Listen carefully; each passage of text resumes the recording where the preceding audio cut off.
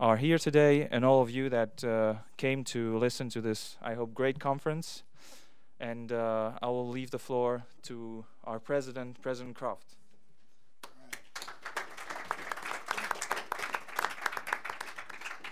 All right, well, thank you guys for coming today. Like was already mentioned, I think we have a pretty good agenda for what's going to happen this afternoon. Ambassador Wilczek, thank you for coming today and coming back again to Daniel Morgan.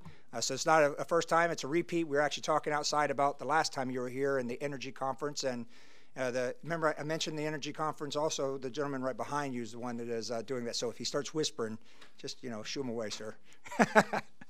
So we're honored that you all are with us today on this occasion, this special conference that we, and I want to highlight this, that our students have organized on Polish-American relations on the 100th anniversary of Poland's regaining of its independence.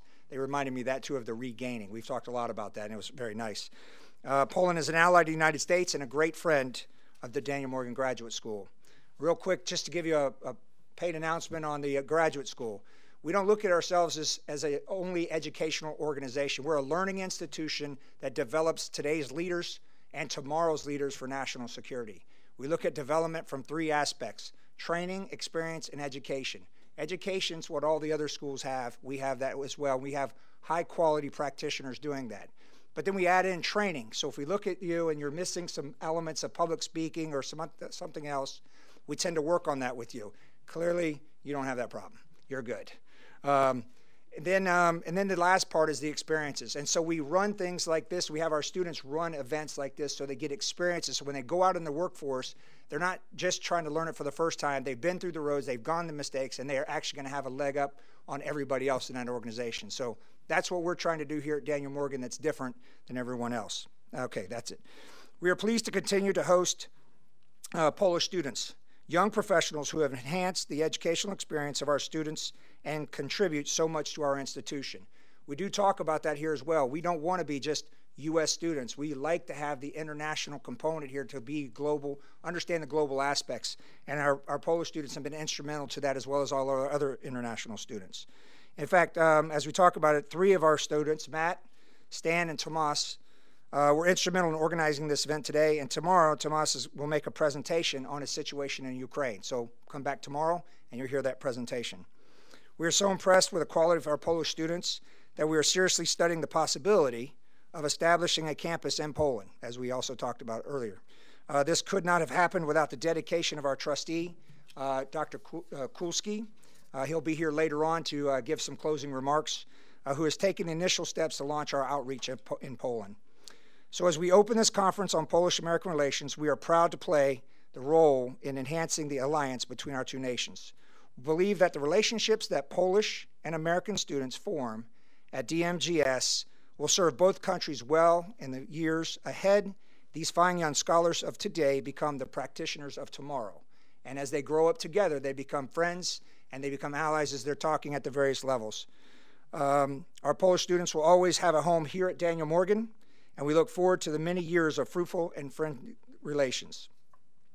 As Poland celebrates 100 years of regaining independence, I would like to note the contributions that Poland made to the independence of the United States, which at Daniel Morgan we were reminded by the paintings we have of our 2 Polish generals that assisted the military effort during our War of Independence. We have a couple pictures here in the room as well. I would also like to thank our distinguished speakers who will impart a wealth of knowledge upon their vast professional experiences. DMGS strives to be a source of solutions with respect to global security challenges, and I know this conference will make a valuable contribution in regard to that effort. With that, I would normally turn this over, but Ambassador, would you like to say a few words here?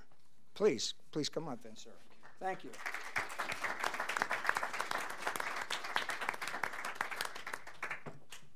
First,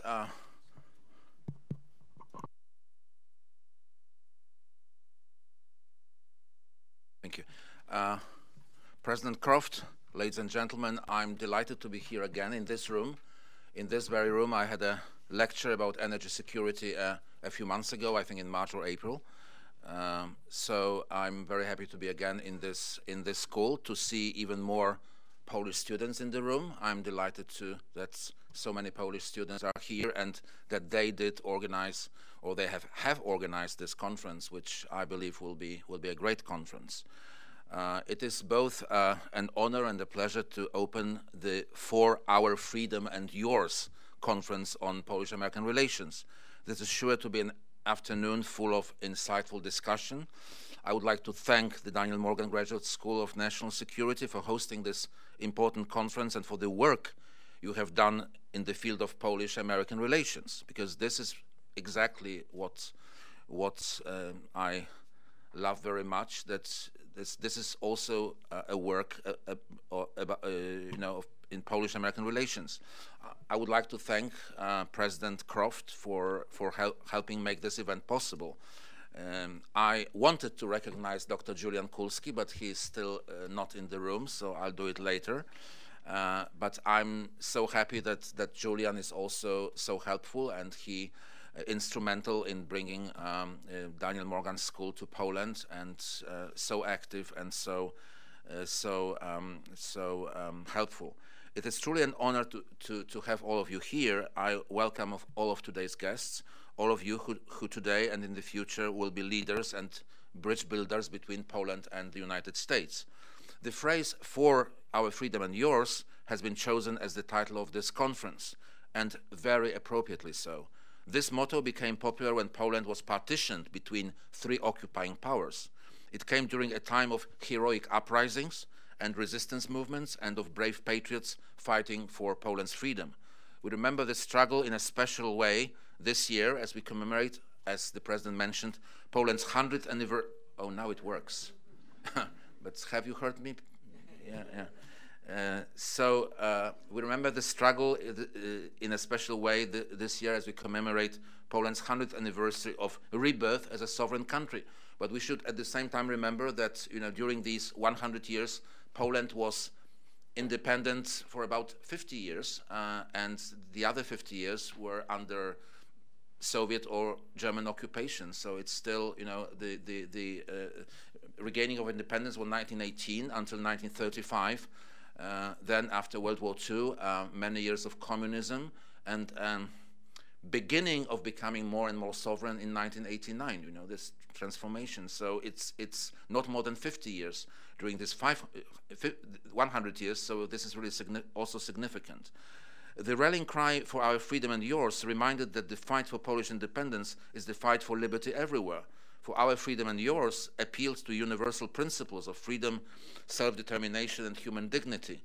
These principles formed an underlying basis by which the Polish cause connected to struggles for liberty around the world, spanning across borders and oceans. We have Tadeusz Kościuszko here, who is a hero of the American Revolutionary War, and we celebrated last year the centennial of his death. So he died, you know, 100 years ago. "For Our Freedom and Yours" resonates as strongly today as in the past, in a world that is still full of threats to sovereign integrity and international peace. The cause of freedom presents an ideal and a challenge, and I'm very, very happy that the Daniel Morgan School concentrates on these very issues, especially security, energy security, and intelligence. This ideal and challenge have been central to the Polish-American partnership. United by commitment to the same democratic and humanitarian principles, Poland and the United States have worked to end brutal authoritarian regimes and stem international terrorism, bolster the North Atlantic region's energy security, and promote global economic security and prosperity. A strong Poland strengthens America, and a strong United States makes Poland stronger. "For Our Freedom and Yours" is a motto that Poland and the United States come together behind. Next year will mark the centennial of establishing formal diplomatic ties between the United States and Poland. So this is an occasion for another conference at Daniel Morgan, you know. So I'm already announcing the conference.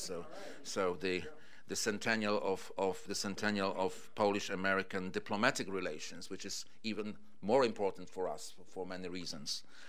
It is a good time to reflect on Polish-American cooperation as well as to look to the future. Poland and the United States will continue to examine new ways to build our cooperation in response to evolving opportunities and challenges.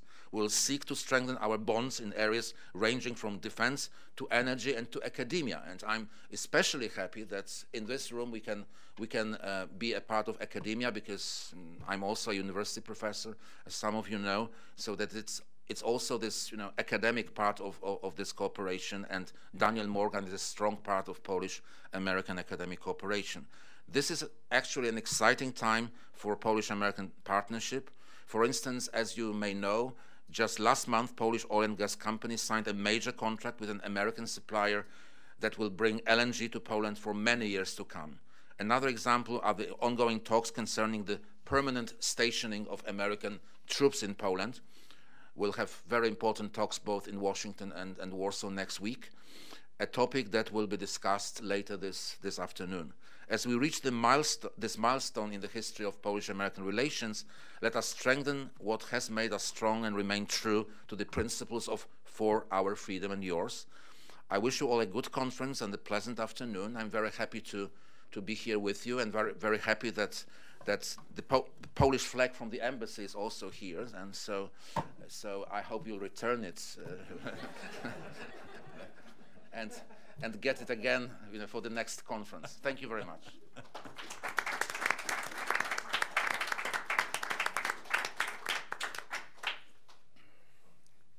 Well, Ambassador, President Croft, ladies and gentlemen, I'd like to welcome you to our first panel of today's fantastic lineup on the Polish-American relations. So the first panel is examining the economy. Ruchir Sharma, who is the head of emerging markets at Morgan Stanley, recently wrote an op-ed in the New York Times that labeled Poland the next economic powerhouse. It's a country, the only country, correct me if I'm wrong, in the EU that did not go into recession during the previous economic crisis of 2008 to 2009, but is now facing the prospect of what I expect to be a no-deal Brexit, with the United Kingdom exiting the EU, and faces the prospect of another economic crisis in the future. So many interesting developments, and we have two fantastic speakers here today to offer their insights into the Polish economy yesterday, today, and tomorrow. So on my left, to your right, I have Dr. Alejandro Ciaufuin, and he is the Managing Director International of the Acton Institute. Between 1991 and December 2017, he was President and CEO of the Atlas Economic Research Foundation. And on my right, I have Brigadier General Tom Cosentino, who is the Chief Operating Officer of Business Executives for National Security. Before joining that organization in 2015, Brigadier General Cosentino spent 30 years in the military, including serving as the 28th Commandant of the National War College. So we've asked both of our speakers to address three overarching and pertinent questions relating to the Polish economy. So I think I'll ask each of them in turns, and you can give your sort of thoughts on these, and we'll sort of take it in turns. So I'll start with Brigadier General Cosentino, and the first question is sort of broadly, what are the strengths and weaknesses of the Polish economy, perhaps particularly from the perspective of US investment and US investors? Well,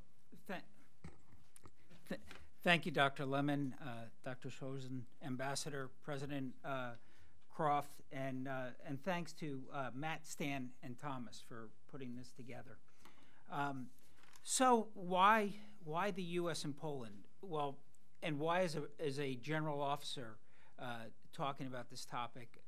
It really, I think, is a unique situation where security and economics can't be separated, especially related to Poland. And the decisions that drive Poland economically have a heavy security influence to them, and the decisions that drive the United States vis-a-vis Poland and how we posture ourselves with trade cannot be separated from our view of the security situation. So that's the first thing I would say. But why Poland for American companies? Well, the first thing is that what I would say is Poland is unique. Poland's a country in Europe that is at the cusp of developing new relationships, not only locally in Europe, especially in Eastern and Central Europe, as it seeks to be a leader for free markets and free government, but it's also a platform for trade into the Middle East, Africa, and even into Asia. So as American companies look at Poland, look for places to invest, what they're looking for are an economy that has an educated workforce, has sound democratic principles, free trade, transparency, shows the fact that they're a good partner, and is a place where we can not only trade to, but also gain advantage from their exports back to us. I think the last piece I would say on that particular aspect is that Poland is also a place for partnerships. And it's especially ripe in the area of what I would call public-private partnerships. As the U.S. looks out at which country has set conditions for joint ventures to prosper, and then for those joint ventures then to trade out with the broader region, first in Central and Eastern Europe, and then out into the broader global economy, Poland is a government and a private sector that are in sync together to set those conditions. You know, it's interesting, U.S. private business foreign direct investment is about $11 billion in Poland. But what's more interesting is American subsidiaries, primarily in Europe, but in Asia too, balloon that trade or that investment into $40 billion in Poland. So while the U.S. By itself is a small percentage of Poland's trade today at 3%, the conditions are set for a burgeoning relationship. And I'll talk a little bit more after when we get to the second question about why energy is so critical and central to that. Fantastic. Well, thank you. Stefan? Well, good afternoon. And I start with a little story. You know, imagine that you're a young teenager, 19, you're starting the university, and the communists are taking over the church, the university. They had a cell inside. You know, they were all over society. There were bombs, kidnappings, you know. And the U.S. president at the time was saying we had to adjust to a more somber future. You know, adjust to not the U.S. leading the world or the free society leading the world. Well, that was Alejandro Chafuén in the Pontifical Catholic University of Argentina. So seeing what I'm seeing today in Poland, and some of the remarks I'm going to say might disappoint some of my hardcore free market friends in Poland, in the think tank world. But I just want to thank first the Daniel Morgan Academy, because they teach that freedom is not free. So I know some Western leaders said that the Cold War was fought without shooting a single bullet. Well, go and tell that to the people who fought in Afghanistan, the thousands who died in Latin America before we weakened the role of the Soviet Union and communists around the world. You know, so I come from that perspective. You know, as I see the Poland of today, and I'm full of hope. And I have to thank the Civil Society of Poland and the ambassador in name of the Civil Society of Poland. You know, a society that confronted, you know, the invasions of the Ottomans, or the war of Sweden, the wars from the Nazis, the Soviet, and now there's a different type of war, it's a symmetric war, you know, based on fake news, disinformation, buying allies. And so I'm an economist, and I look at the hard data, and over 30 years of working in international development, I think there are no secrets of what leads to a developed economy, and I will tell investors to look at those indicators. The first one for me is private property. The second one is free trade, and the third one is sound money. There are other pillars of society. I think the family has been the strongest pillar of the free society, and private property was born to protect the intergenerational family. And again, when the left tries to attack all these pillars, but Poland is doing very well in some of this indicator. I brought up some slides. I don't know if the person in the back you can put them. You know, in the free market world, in the think tanks in Poland, you know, they see any sort of government intervention and they cry socialism. You know, on the left, they see any type of protection to the family or private property, and they say that's fascism, that's right wing. My presentation will be more moderate because I have seen economic development and reduction of poverty exist under many different combinations of public-private partnerships and many different degrees of government intervention. I'm a trustee of the Fraser Institute that does an economic freedom index, and the Heritage Foundation, our sister friendly organization, also does an index. And this, perhaps with a lot of light you cannot see if they are filming, but the blue line on the top is Poland economic freedom score compared with France. So you're scoring, you know, you have been going up during this recent years. If you compare with the world, again, you are also the line that shows the world here is the yellow line, the bottom line. So you do better than France and better than the world. On trade freedom, you score much better than the world average. And I think it's tremendously important. Also, as you know, trade is much more important in Poland than in some of the developed countries. It's more or less 50% of the GDP. In the United States, it's around 15%. In Mexico, doesn't reach 40%.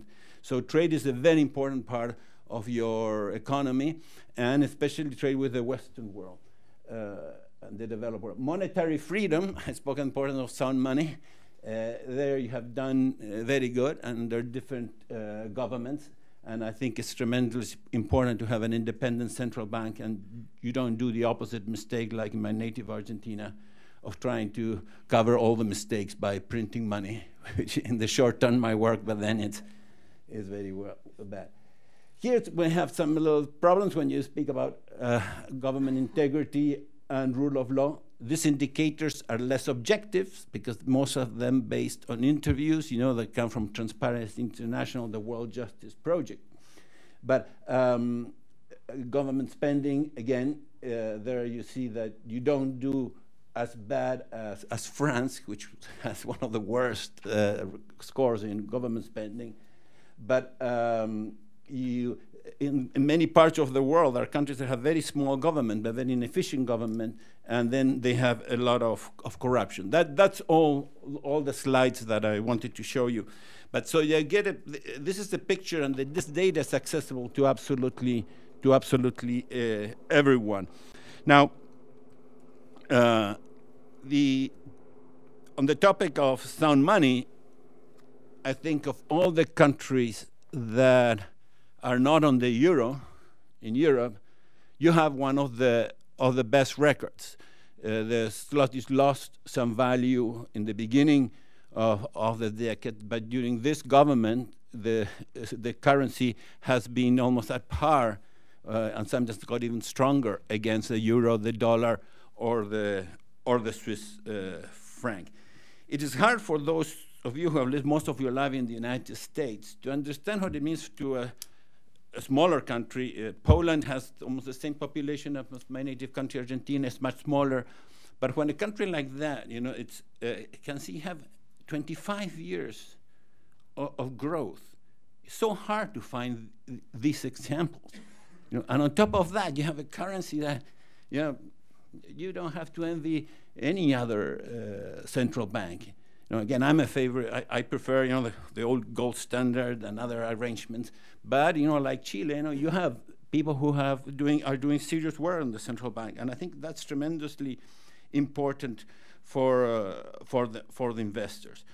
On the topic of rule of law, again, it's very easy for people who are from abroad to judge what is taking place. Once you have a corrupt judiciary, and Poland inherited a judiciary that came from communist times. My native Argentina also inherited the current government, a judiciary that was put there by corrupt politicians. How to change that is very, very difficult, and it's always open to criticisms. And so I understand the nuances, but I see the selectivity in how they criticize some governments and they don't criticize others that are doing the same thing. Most of the economic fundamentals are very good. The government debt is per GDP is one of the lowest in the world, so that is a great advantage. The employment situation got so good that people now are coming back to Poland. You're becoming almost a net immigrant country. And that leads us again to, I only spoke about one of the weaknesses, which for me is the issue of private property and the problem of the heavy regulatory state. I read the analysis of the great consultants. The regulatory state in Poland grew in the government before. It continued to grow with this government. And you have to be careful with that. I think it's a big problem is the war of the deep state, of the entrenched bureaucracy, and the interests who live from the entrenched bureaucracy. You have them internally. Usually threats are regarding from outside. There's an international deep state that doesn't want the success of Poland, and that's not easy. It's not easy to fight it. Also the weakness, I think, the fact that you are now at the frontier of the West. You have been with Russia, the Russian interest tied to their government, and that you're so close, it's something that the investor looks at. But I think that overall, now I tried to look in the internet for YouTube, Poland and the economy, see if I could see some analysts being very negative about Poland. I tell you, it's almost this consensus about the great opportunity of Poland of becoming the powerhouse of Central Europe and beyond, I would say. So that as beginning remarks about the economy. So congrats to everyone who played a role in protecting some of the basic fundamentals of economic systems that lead to prosperity. Well, fantastic. Well, thank you. And talking of opportunity, I know Brigadier General Cosentino is now going to tell us a little bit about some of the investment opportunities. What are the main investment opportunities, particularly for U.S. firms within Poland? So again, I want to bring it back to what's driving both Poland and the United States in this case. And energy is the key and central area. For Poland, it's almost a hand of God type thing, that as they face their time of most critical pressure from a Russian opponent, a neighbor who has a stranglehold on their domestic gas supply, which comes from Russia, and Europe has a stranglehold by the Russians, where over a third of the gas supply comes from Russia to Europe, and they have shown a willingness and an effectiveness as using this as a coercive tool. At that same point, the U.S. has had an energy renaissance. Through fracking and other technological advances, the U.S. has leaped ahead as an energy exporter. And specifically in the area of extractable natural gas, which can be liquefied and exported. And these two situations, the pressure from the Russians and the opportunity, the supply from the U.S. come together, and it marries up an economic objective and a security objective. So how do we go about it? Well, in any case like this, whenever you're looking at trying to do a leap ahead and take advantage of a challenge and turn it into an opportunity, you have to have a country that recognizes the challenge they're in and is willing to make the investment to deal with the challenge. Poland's done that, and I apologize, Mr. Ambassador, I'm going to slaughter this name, but their new facility in port at Świnoujście, it provides a platform, especially for the United States, to help turn Poland into an energy hub for all of Europe.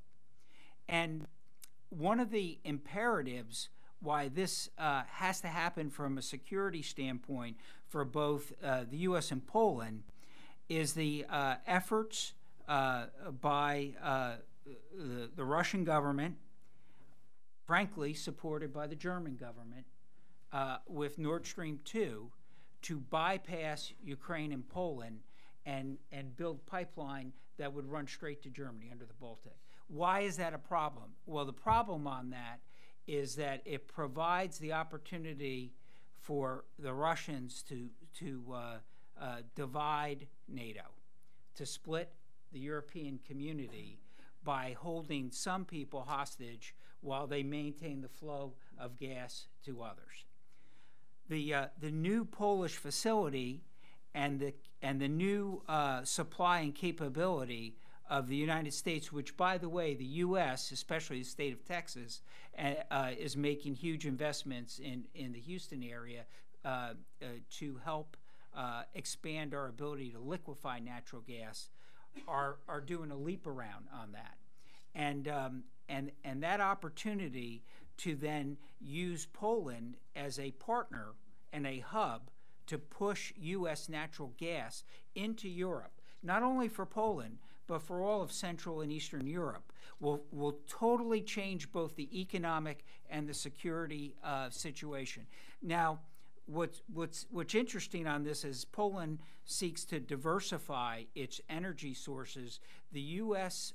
has other capabilities that enhance that effort.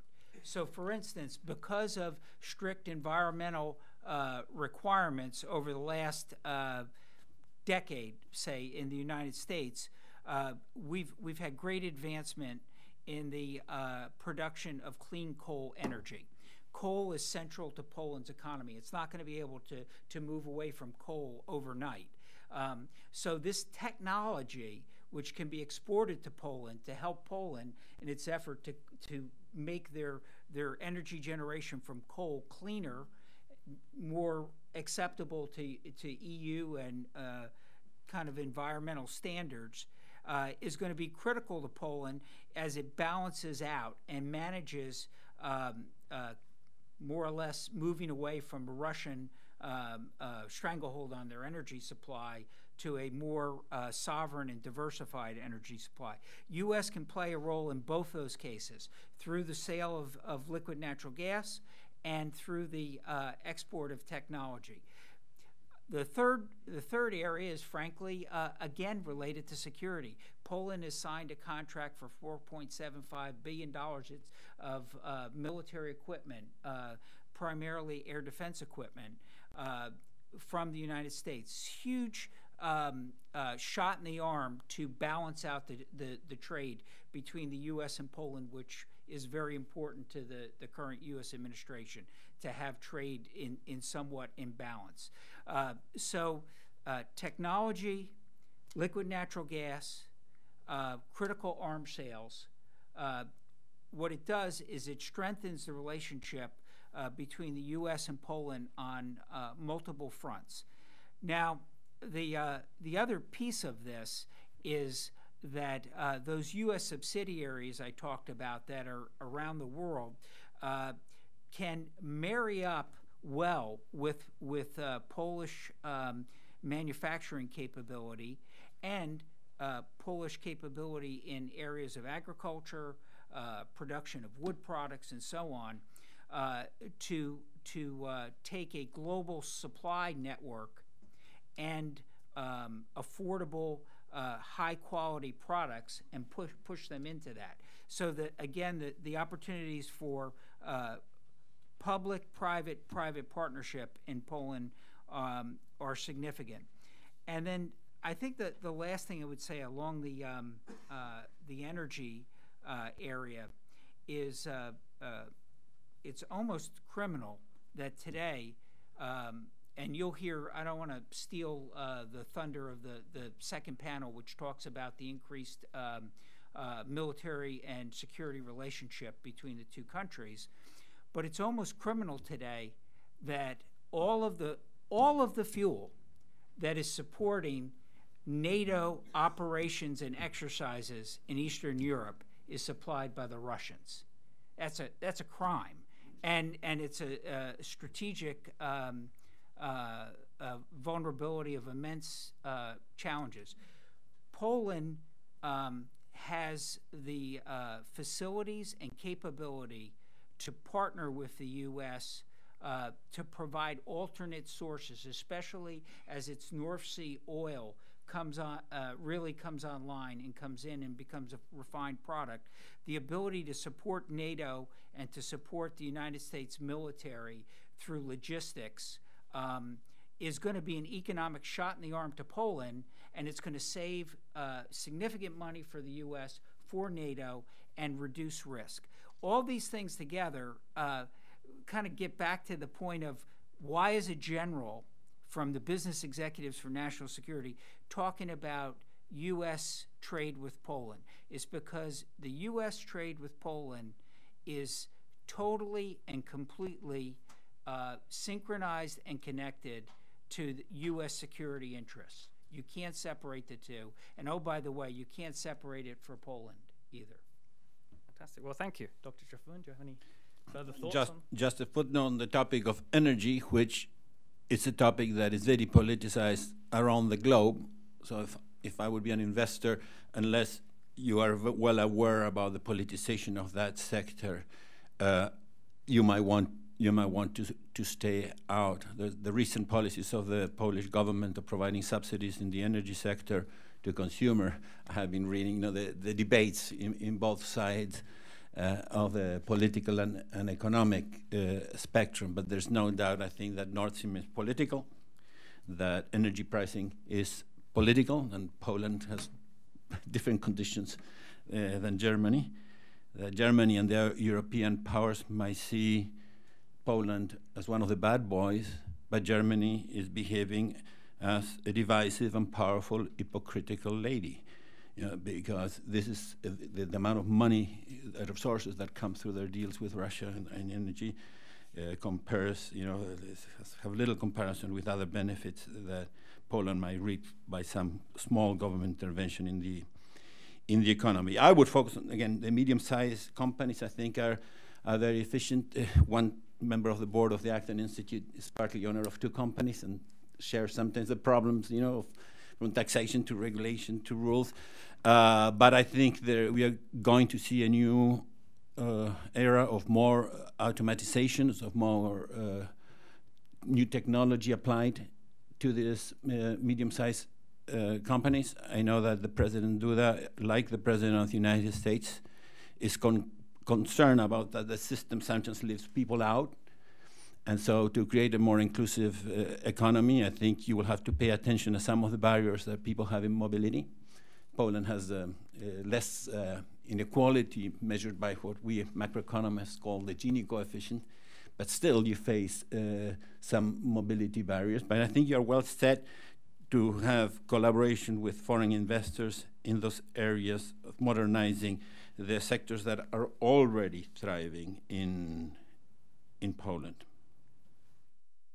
Fantastic. Well, sort of the third question, you've already touched upon some of these issues, but sort of what do you see as the main challenges facing Poland, be they geopolitical, related to national security, related to the what we predict to be the sort of forthcoming economic crisis that should happen in the next few years? What are the sort of challenges that Poland faces? What are some of the strategies that it can take to sort of reduce those risks? What role can the US play in strengthening its ties with Poland and helping it to avoid a negative situation? Well, so I'm not convinced that there's necessarily a coming economic crisis, at least for Poland or for the United States, to be quite honest with you. I think low taxation, free market will help you. You know, there's always going to be ups and downs, but I think many of the other countries are more sensitive. The challenge for Poland is going to be in their export market. If the other countries aren't buying, then that will be a challenge. I do think one of the ways that the U.S. can help Poland is through those partnerships, because there are emerging economies in Africa and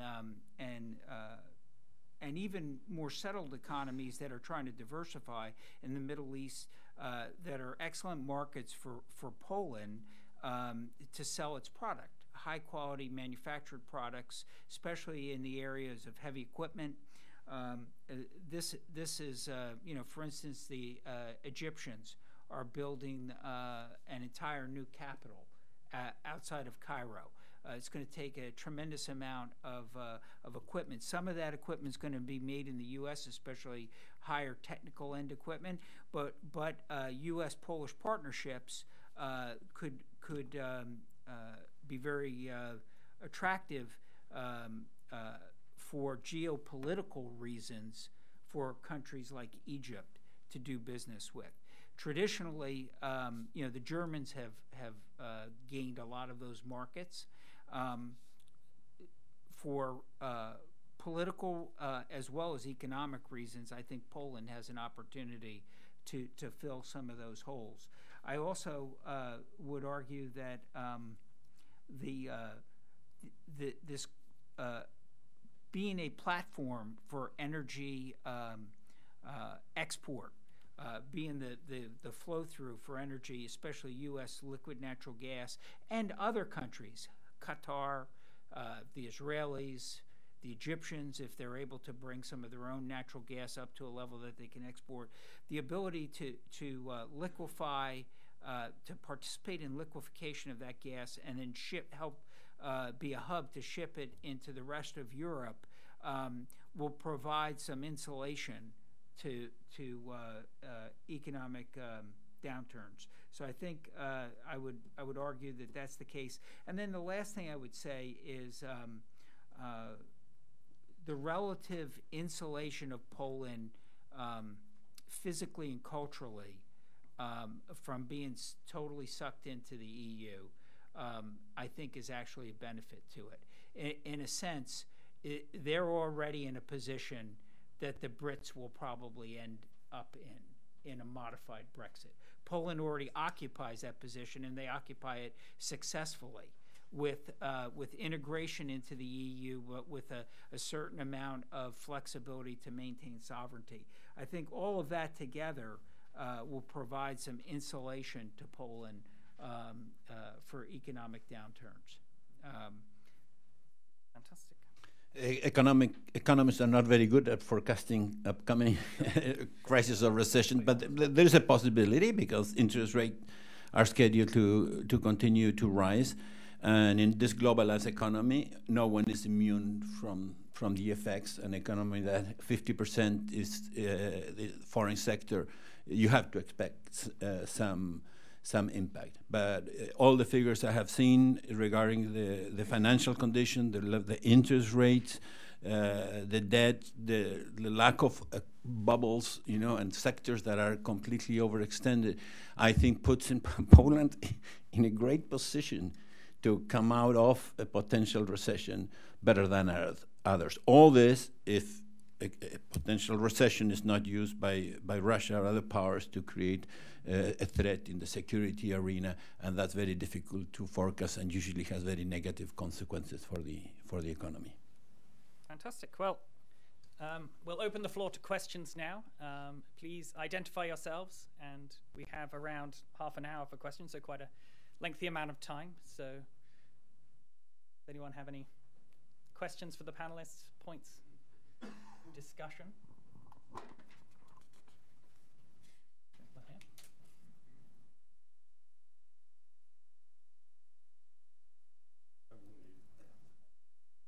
Let me lead off with a fairly straightforward question.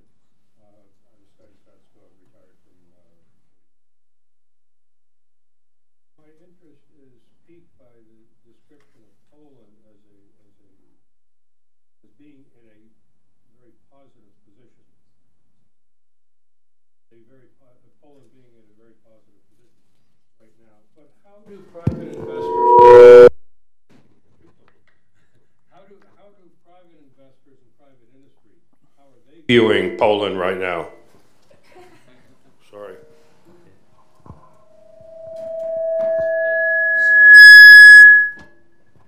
Okay. So I can only tell you what the U.S. companies that we talk to, and at our organization, what they think of Poland. They think it's in a unique place in the sense of this nexus of a government willing to set the conditions, which is relatively low taxes, relatively low regulatory environment for entry, and a good public-private environment between the Polish government and Polish companies. What that allows for is the opportunity to take advantage of situations that are emergent. So, for instance, if you're manufacturing heavy equipment in Poland, and I've got a competitive advantage as a U.S. company with technologies that could marry up with that process, it's ripe for investment. And the fact that Polish government is open for business and that they've set these conditions to come in for investment and for technological import is attractive. Also in areas, for instance, like pharmaceuticals and other areas, U.S. investment gets a good return in Poland. In a lot of the places that U.S. companies are looking in especially in Africa and frankly in the Middle East too, the requirement to kind of develop the workforce is a challenge. That's a huge investment. I mean, there's a real profit potential there because pay is low. But Poland, pay is competitive and the workforce is already educated. So when you introduce new technologies, the leap to employ them and get into a good partnership for export, either in Europe or outside of Europe, the turnaround time is relatively low. So I think all of those together, and oh, by the way, Poland's not saturated with the U.S. right now. It's kind of they're at 3% of the Polish trade. There's a lot of room for U.S.-Polish business relationship to grow, and so I think you're going to see a rush of U.S. business investment in Poland in the near future. I do believe so because of those competitive advantages that Poland has when we look at. And oh, by the way, it's not a disruptive country. Even as compared to some European countries where, they're burning stuff in the streets these days. So it's not a bad place to invest. Well, just to add to that, all the big companies analyze political risk in their economic analysis.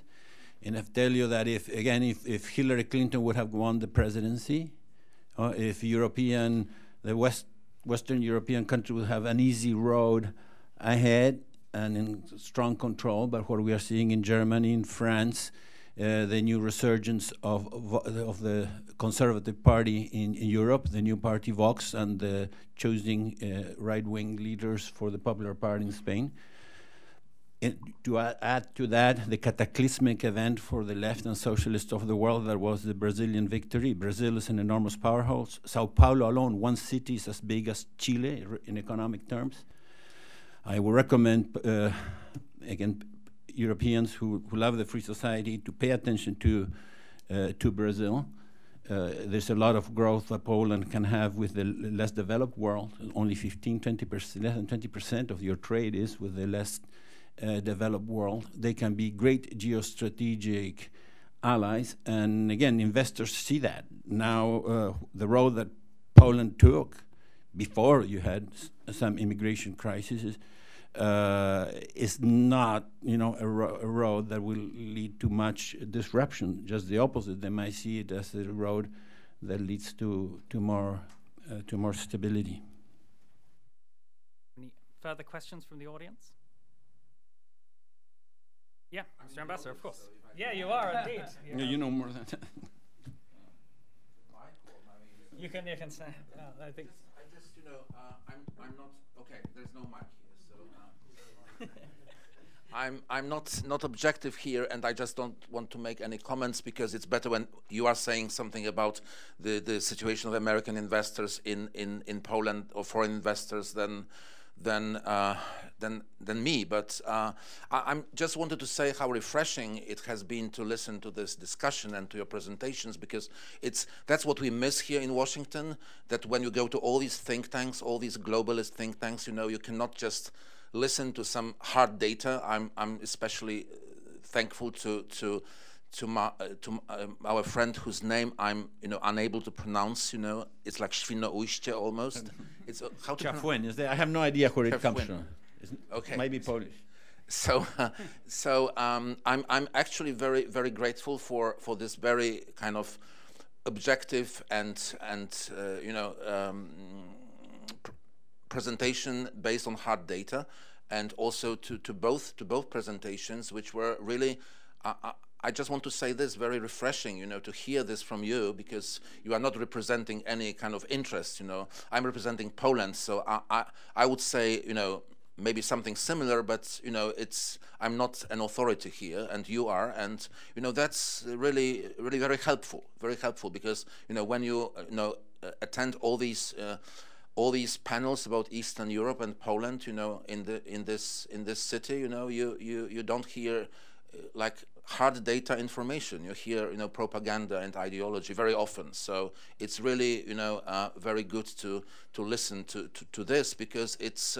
And actually, the second thing, I met here representatives of company who is the fifth American investor in Poland. I would not mention their name because it was a private meeting, but still they are the fifth or the sixth investor, and they've been in Poland for about 25 years. And of course, they have issues, like all companies have issues, and the meeting, was about issues, of course. But this is so good that they have so great experience, and I was kind of provocative, and when they were saying about like expensive workforce and more expensive, and difficulties with some, with energy. Actually, we were discussing, coal, and it's really interesting what you said about coal and about clean coal, because that's really the direction in which we have to go, not complain with all globalists about, clean energy in the sense something that is being imposed on us. In this during this climate change conference, quite recently, the Polish government openly announced that our energy is based on coal, and we are going to do this in the next years. We have no choice, and we should go in this direction with the United States help, with help about clean coal, and so this is very also. So going back to this discussion, I had in the morning, and so I told them, go to Belarus, go to Russia, if you. It was of course a very good discussion, and when they started complaining, and of course they will not go because Poland is reliable democracy and member of the EU, what is also important for investors. and so this was a very good meeting with an investor, because, as I said, all investors have issues. So that's the reason I meet them so often. But at the same time, you know, it's quite sometimes easy to fight bureaucracy and to solve these issues. So and the last thing is Nord Stream 2. I'm very happy you mentioned Nord Stream 2, because in this city, the whole, you know, discourse about, you know, Nord Stream 2 is influenced by German lobbyists. So I'm very happy, you know, to hear sometimes something different what everyone hears from German lobbyists in Washington. You know, this is a very serious issue, and it's not only about Ukraine, it's about security of Europe and of NATO. And you very rightly, you know, mentioned that Nord Stream 2 is just about dividing NATO and dividing the European Union, because it has already divided NATO and the European Union. And when I'm mentioning my great German colleagues, you know, who lobby everywhere in the Congress, you know, and if I may say that, you know, an institution representing in Washington all EU countries, which lobbies, you know, just, you know, on behalf of one side. This is really frustrating, and the Nord Stream is very.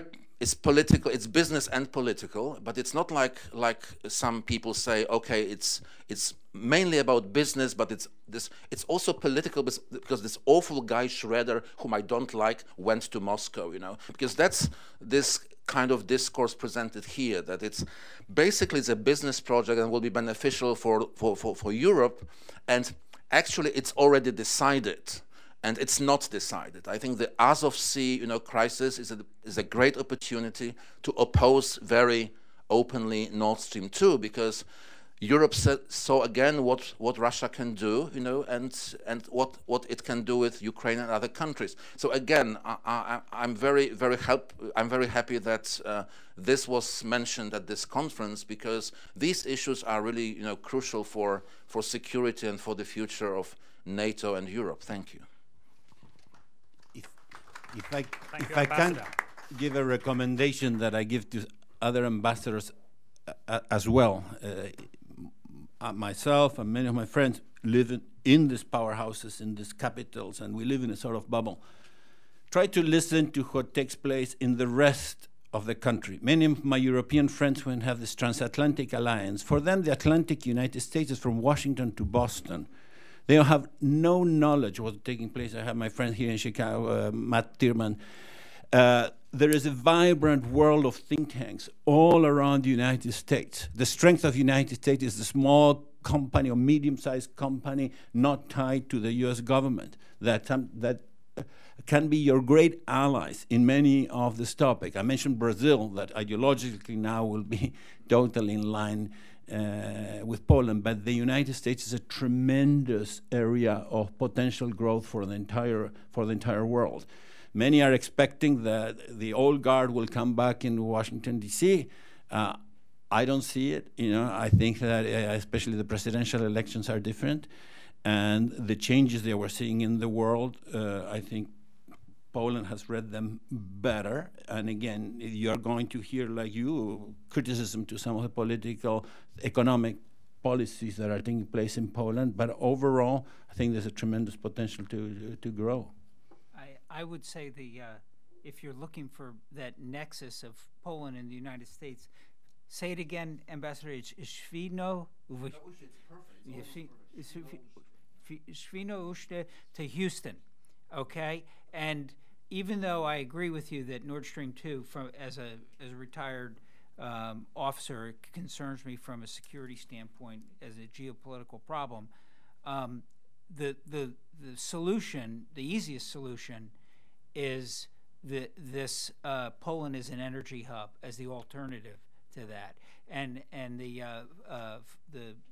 continued diversification of the Polish energy economy to bring in liquid natural gas, the pipeline from Norway, not only natural gas from the U.S. but from Qatar, from Israel, from Egypt, and into Eastern Europe. It'll make Nord Stream 2 irrelevant, in my view. And that, for the U.S., we're the ones who could seize the economic advantage on this. We have an opportunity to have one of those unique situations where both countries really make out. There's no winner or loser in the U.S.-Polish partnership on this. There's only winners, in my view. The loser is the opposing country. They're the loser, and that's where I think it's important looking forward. Is Nord Stream 2 is a problem, but it's a problem that has a solution that's already starting to work. Gentleman at the front.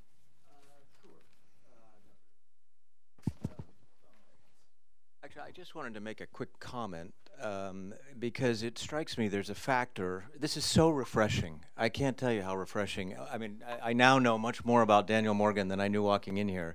This is to hear a dialogue between experts on Poland is fantastic. And I'll just tell you, so I don't represent any business or anything. I'm a former Assistant Secretary of State. And I'll just tell you that the biggest thing that I remember from Poland is it is so pro-American, hardworking, pro-American. And a short little story, Dziękuję and Dzień dobry. Many years ago in 1982 and 1983, I was in Krakow and Warsaw and Poznan and Gdynia and Gdańsk, particularly in Gdynia and Gdańsk, and up north. And I was over there visiting with one of the Solidarity leaders, Dr. Stabakowski, one of the few leaders who was a real intellectual, and in the sense that he'd come out of the university. And I was with a good friend in the Solidarity movement. They'd taken me to show me all the underground places, and all of a sudden, from nowhere, out of the churches came this massive group of people, and they were protesting the Zomo and the Romo, and they were going to the shipyards, massive. And I said, "What are they saying? It's a chant, something. What is it? This chant? I can recognize something." And this person I was with turned to me, and they're saying, "This is 1982." They're saying, under martial law, by the way, they're saying, "Reagan will show you. Reagan will show you. Reagan will show you."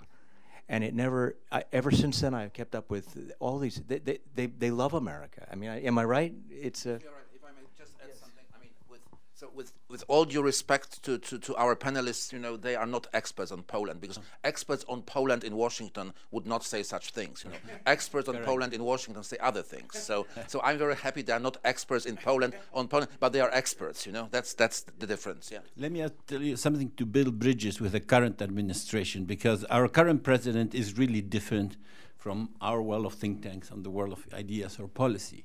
But there's one area where I think you can build bridges with Mateusz Morawiecki's ideas of a new social contract. There's one area where the Germans are pioneers, and President Trump's the first meeting with Angela Merkel spent almost 2/3 of her time learning about apprenticeships, and which are great for a culture of work. When you go in high schools already learning how to deal, you know, and especially in new areas that are so fascinating, you know, in robotics, applying, you know, it was before a blue-collar work, you know, now has a lot of fascinating areas that are not boring at all.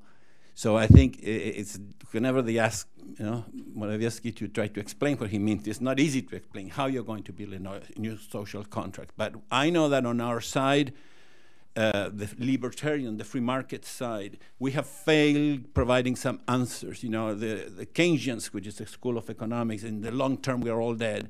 We sometimes tell you the opposite. In the long run we'll be fine. Who cares if the Russian or Chinese are dumping? You're going to be fine in the future. And meanwhile, there is a true person with human dignity. Now I'm in another organization, my major role, you know, that we try to teach the importance of the free economy to moralists. And that's another strength that you have. Again, you have problems with private property due to regulation and taxation, but everyone has that. But you have a culture that really respects private property. And I think today the Gospels in the Catholic Church were about building the house on rock. And I think that's the lesson that I did. Poland needs to continue building the house on rock. And for me, the pillars are your views on the family and on private property and freedom. Now, you saved the world several times from major attacks. And now I think you are again in sort of providential role, but you will have to work hard, and the more friends you have, the better. So look them outside, you know, Europe, also in the Americas, and beyond the corridors of Washington and Boston. But each time I go to Poland, I get an energy boost. So I love to go. Again, I'm a native Argentinian, but a proud American citizen. But I feel at home, you know, when I go through your universities and your think tanks and your streets.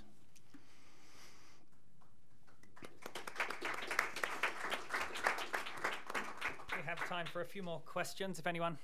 At the gentleman at the back.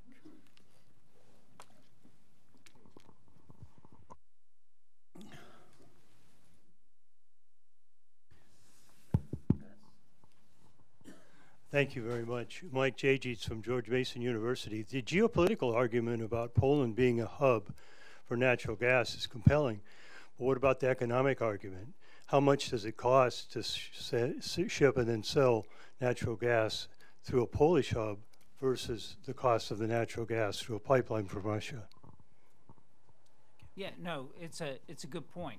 And if it was strictly about dollars and cents, and not about sovereignty, you'd probably have that issue that would come up. What I would say is that the challenge that Poland has is the same challenge that Czech Republic has, that Hungary has, that Romania, Bulgaria, really all of those states have this same challenge. And so the point being for Poland, for this to really be economically viable, it has to align with those other partners who face the same challenge, the same coercive diplomacy that they've been under for a period of time, to recognize that there is, just like you investing in weapon systems, in some sense, is a sunk cost. It's like an insurance policy. Do you know that it kept the Russians out? Well, I don't know, but they haven't come in. So I'm going to lean towards the benefit of the doubt that having the weapon systems help defend our sovereignty. It's the same thing on the potential to pay a little bit more for gas and for energy. And the best way for the Poles to minimize the direct economic cost there is to truly diversify, is to improve their own domestic energy production, as the ambassador said, to utilize coal, but bring in technology to make clean coal, where possible to export that energy, to bring in other alternative energy sources like wind, where it's economical, and then to bring in oil from the North Sea, to get in on the business of Israeli and Levant Basin natural gas. The more that they are in the middle as an energy hub, as a marketeer, as well as a consumer of energy, then the better chance they are to at least come out neutral. And from a security standpoint, they're going to be in a much better position than being at the, as Ukraine is today, truly being able to be have the power shut off for geopolitical reasons. And so what's the cost of security? I don't know, but I think when it comes to energy and Eastern Europe, you have to think about energy as an investment the same way as a Patriot missile system is an investment. You can't separate the two. They're the same thing, just in different forms. They're protection for sovereignty for the country. Fantastic. We have time for about two more questions, one or two more questions. The lady at the front. Gas from the United States is cheaper in Poland than the Russian gas. It's important to keep it in mind. So that argument does not hold for Poland. Part of the blackmail is that the Poles were being priced out of a really, really dirty, 3 times as dirty as American gas, Russian. So not only it was dirty, but it was expensive. Yeah, so one of the things that happened and was actually announced, I'm saying something that's completely public. Minister Naimski, who signed it, who had a press conference, made it very clear that the savings for Poland right now are about between 20 and 30%. So we're not talking on the margins. Really, really big savings. And the second thing is, thank you so much for using the word climate neutral, because the world keeps forgetting that we're not trying to decarbonize. We're just trying to neutralize emissions. And that brings in things like we can go to town with coal if we bring in nuclear as well. And cleaner gas, which from America, literally about 3 times cleaner than from Russia. So anyway, I just wanted to point that out, that the price is better. We have time for one final question. Gentleman at the back. Hi, Greg Melcher. I wonder if you could comment on the new Central Transportation Hub initiative. That's the new airport intermodal transportation center and the connection to improvements of the rail infrastructure. I think it's a setup to leverage, from a military standpoint, the NATO PESCO initiative, as well as the couple of other improvements in transportation infrastructure, such as 10-T and Rail Baltica and so on. But I wonder how that can be, how you would see that potentially as an economic accelerator for Poland. I do not know enough. So there, again, everything that involves Poland to some degree has a strategic and security aspect to it, including this improvement to the transportation hub and especially to the rail infrastructure. However, what it's going to allow or start to allow over time is much more of a north-south axis of trade. Trade that can end the ability for Poland to more actively participate in global trade, especially in neighboring regions, Africa and the transforming Middle East. So I would say that when these initiatives are done, and they require efforts not just by Poland but by the other Eastern European countries too to be fully effective, if we can get a north-south trade flow going that could link the Med with Poland, it's going to I think be transformative for Poland's ability to expand its economic growth both in Europe and in neighboring regions. Fantastic. I think we're out of time. We're going to have a 10-minute break now, but before we do, I'd like you to join me all in thanking our 2 fantastic panelists, Dr. Chaufan and Brigadier General Cosentino. So we will reconvene at 3:30 for the second panel. Yeah, to compete with Brexit, if they have better support. Thank you. Thank you for your question. It's hard to know how Brexit will evolve. Yeah, well, we'll see. We'll see on the 12th, right? Some of the investments are going to Spain, but Madrid, I still don't know who's going to win. The current Frankenstein government, I don't think is going to last. Yeah. But it's a very left-wing culture in Spain. If you look at the Volta people, you're a little bit opponents of the more intervention, a different type of study. It was but again, yeah, that's very interesting. Well, thank you. Basically turned the company around and said, we're going to have some of the other questions that I know that's got to be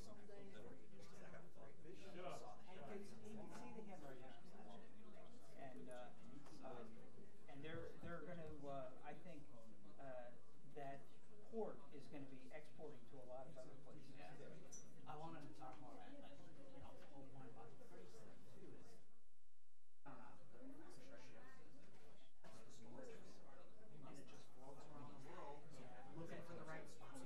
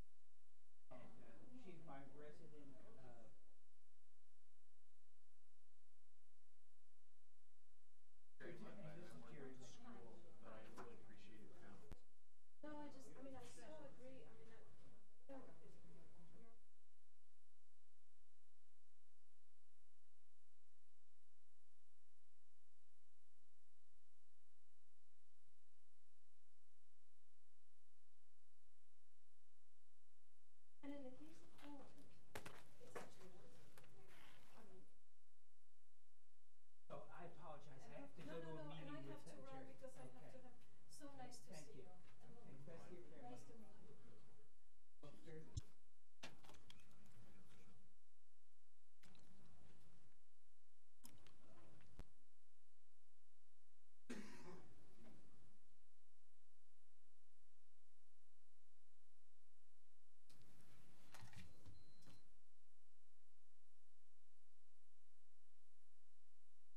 So we're about to begin the second panel. And today's moderator will introduce the panelists. Okay, great. Thank you. And yes, please identify yourself. Yeah. Good afternoon. Welcome to the second panel for today's conference. My name's Steve Oliash, and I'm very pleased to be able to moderate this panel today. It's really very nice to be here, Ambassador Wilczek. Very nice to have you here today, sir. To see you, President Croft, Colonel Sprengel is here somewhere, and then of course my friend Dr. Julian Kulski, who introduced me to the Daniel Morgan School, and I'm very happy he's here with us this afternoon. I'd like to first start by again thanking the student moderators and planners for this, because they really did a great job, and I think they put together a good panel for us this afternoon. So today we're going to look at the topic of Fort Trump. And so I think this will be very interesting. This morning, or earlier this afternoon, we talked about the economic aspects of U.S.-Polish relations. This afternoon, we'll get into more of the security aspect. So this afternoon, I will be joined by Tom Spoor. He is the director, Tom Spear, the director, Center for National Defense at the Heritage Foundation, and a retired Army Lieutenant General. Glenn Howard, who's the president of the Jamestown Foundation, and Quentin Lapinot, who's a visiting fellow at CSIS and has previously held positions in the Ministry of Foreign Affairs for the French government. Again, it's nice to be back here, and as some of our early speakers said, I'm happy to be here because these two, the pictures of the two gentlemen over my right shoulder. So Daniel Morgan and Thaddeus Kosciuszko, both heroes of Saratoga. And Daniel Morgan, obviously the namesake of this institution. Thaddeus Kosciuszko, the namesake of an institution I run at the Military Academy that helps the Academy celebrate General Kosciuszko every year. Important for these guys because while they both took part in the Battle of Saratoga, which was the first time during the Revolution that the upstart Americans defeated the British and proved to the world that they had a chance to win that. And because of Saratoga, the United States got their first ally, which was the French. So today, as we talk about particularly U.S.-Polish ties, we're also going to look at how this affects a little bit more broadly Europe. And as we were getting prepared for this panel, that's how we wanted to start this, the idea of Fort Trump, but the context that we'll put it in. So we propose that it be Fort Trump and transatlantic security. So definitely the bilateral with the United States and Poland, but also looking at a little bit more broadly with the transatlantic piece. During his recent visit to Washington, D.C., President Duda proposed the establishment of a Fort Trump in Poland. As the administration officially considers this offer, differing opinions on this topic have been expressed on both sides of the Atlantic. Many issues beyond U.S.-Polish bilateral concerns will affect any future implementation. President Trump's previous comments on NATO, pending U.S. withdrawal from the INF Treaty, Poland's military modernization program, NATO's continuing efforts to strengthen its eastern flank, France's proposal for a European army, and Russia's ongoing and recent actions in the Ukraine are among the issues that frame the current European security situation and will influence how a potential Fort Trump will be considered by all interested parties. Also pretty appropriate today that we do this. So this week where we are honoring the life and mourning the death of President Bush. And President Bush was the one who used the term Europe whole and free. And so I think that's something today that a lot of Atlanticists still talk about, people on both sides of the Atlantic. And the real focus behind Europe whole and free was, when President Bush said it then, before the end of the Cold War, but very near the end of the Cold War, literally months before the Berlin Wall will come down. And the idea was that in Eastern Europe, freedom had been suppressed. And so the goal would remain, after the end of the Cold War, after communism was overcome, that Europe would be whole and free. And that's an important concept today. A lot of European countries still look at that, particularly as you look at Ukraine, Georgia, Moldova. But so I think that puts us in this mindset of Eastern Europe and how important it is, particularly for Poland. Okay, so we will begin with Quentin. Good afternoon, everyone, and thank you very much for having me, especially under the auspices of Kosciuszko, who is also, as we say in French, Kosciuszko, a famous French name and a prominent French family now, in addition to a Polish one. So I would like to put back into perspective the discussion about Fort Trump, because I think it has generated a lot of controversy, and we'll look why, I think. Also because of the name it was given, and so it was branded in a way that made it controversial. It's actually, when you look at it, not a completely new issue, especially since 2014 and Russia's annexation of Crimea. And it's actually a very important discussion because it's basically a question about how credible, how strong is NATO's posture to deter and defend against Russia. So I think, what does the Fort Trump discussion tell us about the state of transatlantic security? I think it tells three things. The first one is, of course, the fact that our security environment in Europe has degraded significantly over the last few years. And that is, of course, due to Russia's action, starting with illegal annexation of Crimea and the conduct of many different activities that are jeopardizing our interests, such as disinformation campaigns, which are undermining electoral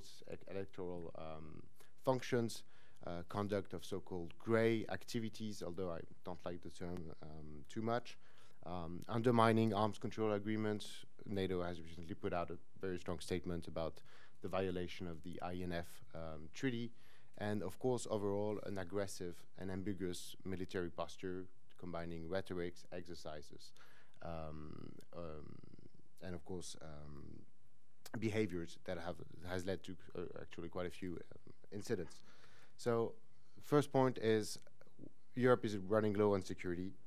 We feel less safe than we have been since the end of the Cold War, and we should adapt our posture accordingly. The second thing I think the Fort Trump discussion tells us about transatlantic security is that the transatlantic discussion is very difficult today. Obviously, the current administration has been relentlessly pushing on the Europeans to reach their commitments, including the 2%. Few countries, including Poland, have done. Some others, including France, are very close to this, and some are completely out of line with this. So this is, I think, a very legitimate request. But there is also a major concern that has been growing in Europe, that US does not consider anymore European interest as indivisible with its own security interests. That the United States is less committed to its alliances than it was before, because the US is preparing instead for great power competition. This feeling in Europe, it was obvious during the latest NATO summit, when comments were made about the fact that US soldiers would not die over Montenegro. But also in other elements of the broader discussion in international politics, whether it's the Iran nuclear deal, whether it's the INF announcement, whether it's trade, whether it's climate. The perception that there is this America First policy has stirred a lot of concern in Europe, and that is still the case. The feeling that if international organizations, if US allies agree with the current administration policy, it's better. But what happens if they don't? What is the room for compromise today? On the ground, however, few things have changed.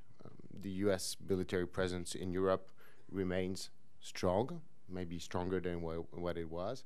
The European Deterrence Initiative, which had been initiated under the Obama administration, the US-led battalion of the Enhanced Forward Presence of NATO in Poland, all these things continue. So the issue of US commitment to Europe's security is not as much a military one as a political one, I would argue. On the other hand, we also see that the United States is preparing for strategic competition with China. Resources are allocated to the new Indo-Pacific Command, and we Europeans have to be clear about this, I think, about the fact that Europe is not the only place where the United States will be playing great power competition in the future, and maybe not the main one. So in the meantime, on the European side, Europeans have been making important steps toward organizing better defense instruments, creating a European defense fund to support the defense industry, engaging in structured cooperation projects to develop capabilities, launching a European intervention initiative to foster planning, and that's towards the purpose of developing the strategic autonomy. What does that mean? This is an important question. I would argue it means that it's their ability to make decisions by themselves for their own security interests. It does not mean independence from the United States. It does not mean that it is competing from NATO. And it was well received initially, I think, in the United States. But over the last few months, we have seen that some bad blood has been spilled over this question of strategic autonomy. And we need to be very clear about what it means. So the second conclusion is that Europeans should be taking more responsibility for their security, because they need to deliver on their commitments, because they also must realize that there is a great power competition and that they could become an adjustment variable in this. And they also have to think about what are their interests in having stronger US presence in Asia, which is much more challenging for many European countries to do. The third thing I think it tells us, this four-term discussion about transatlantic security, is the state of politics, both in Europe and in the United States. I'll just mention this because I think it's much broader discussion. The rise of populist movements, the political divisions, these have become fundamental issues for the transatlantic debate. So that means that we are today living in a politically unstable environment, and we will likely be living in this for the next few years. So when we put these three conclusions together, Europe is less secure, there is a risk of transatlantic decoupling, and there is political instability, I think it takes us to have to define a guiding principle for how we should approach the four-Trump discussion. We need to reinforce NATO's posture and European security in a way that generates unity among the alliance and that is politically sustainable on both sides of the Atlantic. So, and this is why I believe we should be careful about how we handle the four-Trump discussion, because there is also a risk of reopening a Pandora box of US military presence in Europe and getting us into arbitrations that we don't necessarily want. We have three questions I think we should keep in mind. First, how would that balance with other requirements? And that includes, of course, you have recently seen the vivid discussion over DoD budget, the fact that the United States has global responsibilities and that they must be thinking also about redirecting resources towards Asia, not even talking about creating a space force or new era of defense. The second point is that we have to avoid a zero-sum game, zero-sum game about European security. If we approach this discussion as transferring basically installations from Germany to Poland or to whatever country, I think this can only lead to political division. And as soon as you start thinking this way, I think you're sending the message that the alliance security is not indivisible. The third point is, how do you maintain sufficient flexibility in your posture? NATO is preparing to deter and defend against an aggression, which will mean we will be on the receiving end. So that means that we will not choose when, where, and potentially how we fight if we need to. So that means that we have to be ready to face some surprises. And well, France had a pretty bad experience with conventional deterrence in 1940. It was called the ligne Maginot. Didn't work out too well. So what should we do then? I think four recommendations I would like to make. First, reinforcing alliance unity. It's our center of gravity. Of course, you could argue that you need such or such forces to be credible, and I'm sure General you will speak about this. But if you are not united, regardless of how many brigades, divisions, or armies you have, you cannot be credible. So this is the starting place, and this is why I think the discussion about U.S. military presence in Europe should happen within NATO. The second point is we need to stop opposing national, NATO, EU, or multinational operation. There is only one set of forces, and those are national military forces. So whatever we do to support them in whatever framework is useful if we ensure the coherence of it. If you provide your forces with better equipment because you have launched a European Defense Fund that allows you to do some more research, then you will be more performant in enforcing NATO's posture. If you train your force in NATO better, you will be better at conducting EU crisis management operations. Third point is we need to focus on concrete outcomes. And I think of two in this regard. The first one is military mobility in Europe. Whatever happens with Fort Trump, we will need to be able to reinforce rapidly and massively in case of a large conventional conflict. And that means that we need infrastructure to support this, and we don't have them today. Another point, of course, is nuclear deterrence. And I think if you add these three elements, an enhanced forward presence as a tripwire, the ability to reinforce in case of a major conventional conflict, and a credible nuclear posture, I think we're in a pretty good place. And fourth, and I think it's more political here, we need to start on sound basis, a broader discussion, structured discussion on how Europeans and Americans share burden and responsibilities. So far we have not done this, and we have had only some glimpses here and there, and I think we have to put everything in discussion. Of course, NATO's conventional and nuclear posture, but also defense spending, defense industry, arms control, European security, and potentially Asia security as well, where are our interests in the NATO family. Thank you. Okay, great. Thank you, Quentin, very much. As you can see, so our first speaker kind of gave more of an overview and this idea of how the Europeans look at this more broadly, and a little bit of the NATO focus on the one thing he came up with there, that maybe the term President Trump would agree with, this idea of burden sharing. We would say that's very much 2% of NATO defense spending.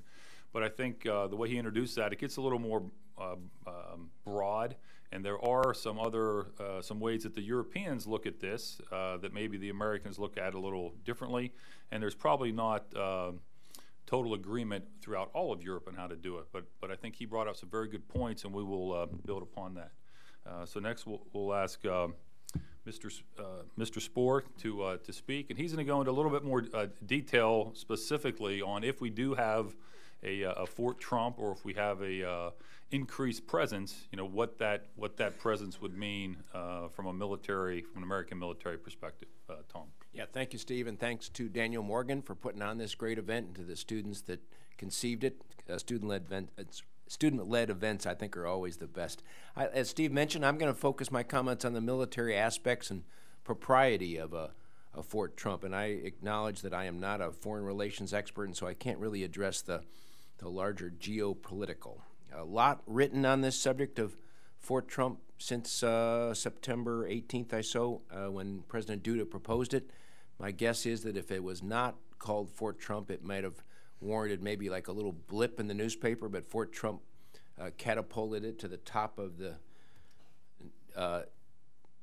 newspapers, probably with some adverse aspects. And so if it had been called Fort Kosciuszko or something like that, we probably would not even be talking about it today. It would have gone unnoticed.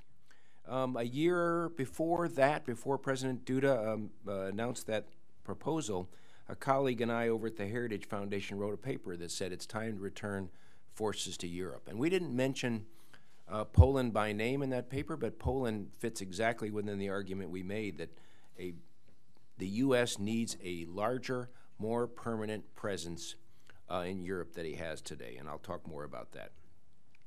Quentin kind of well covered Russia's behavior, and I won't you know, typically a talk like this, we go back to 2008, we start talking about Georgia. I won't go into that. Suffice to say that I think Russia still has possession of some Ukrainian warships, and so that is just more, you know, everyone says, well, Putin has probably stopped his adventurism, he's reached the limits of his opportunism, and no, it just keeps going. And so if you think you can predict what President Putin's up to or what the next thing is going to be, I don't think that's possible. I don't think anyone predicted he'd be in Syria, and here they are in Syria, and so we can't say that Putin has no designs on the Baltic states or Poland, because I don't think even he knows at this point.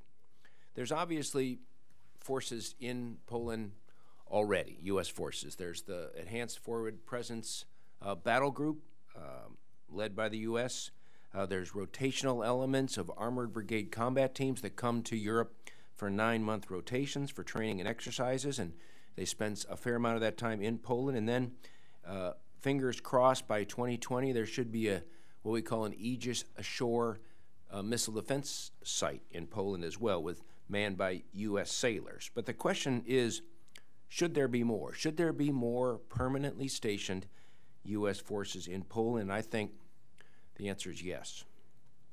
The rationale for such a decision, and Quentin kind of set the stage for this, it's got to do with deterrence and it's got to do with defense. And that's really what we need to look at when we're looking at this, and we strip aside all the politics and look at the value of deterrence and the value of defense. And deterrence, obviously, is the discouragement of an action or event through the doubt or fear of consequences.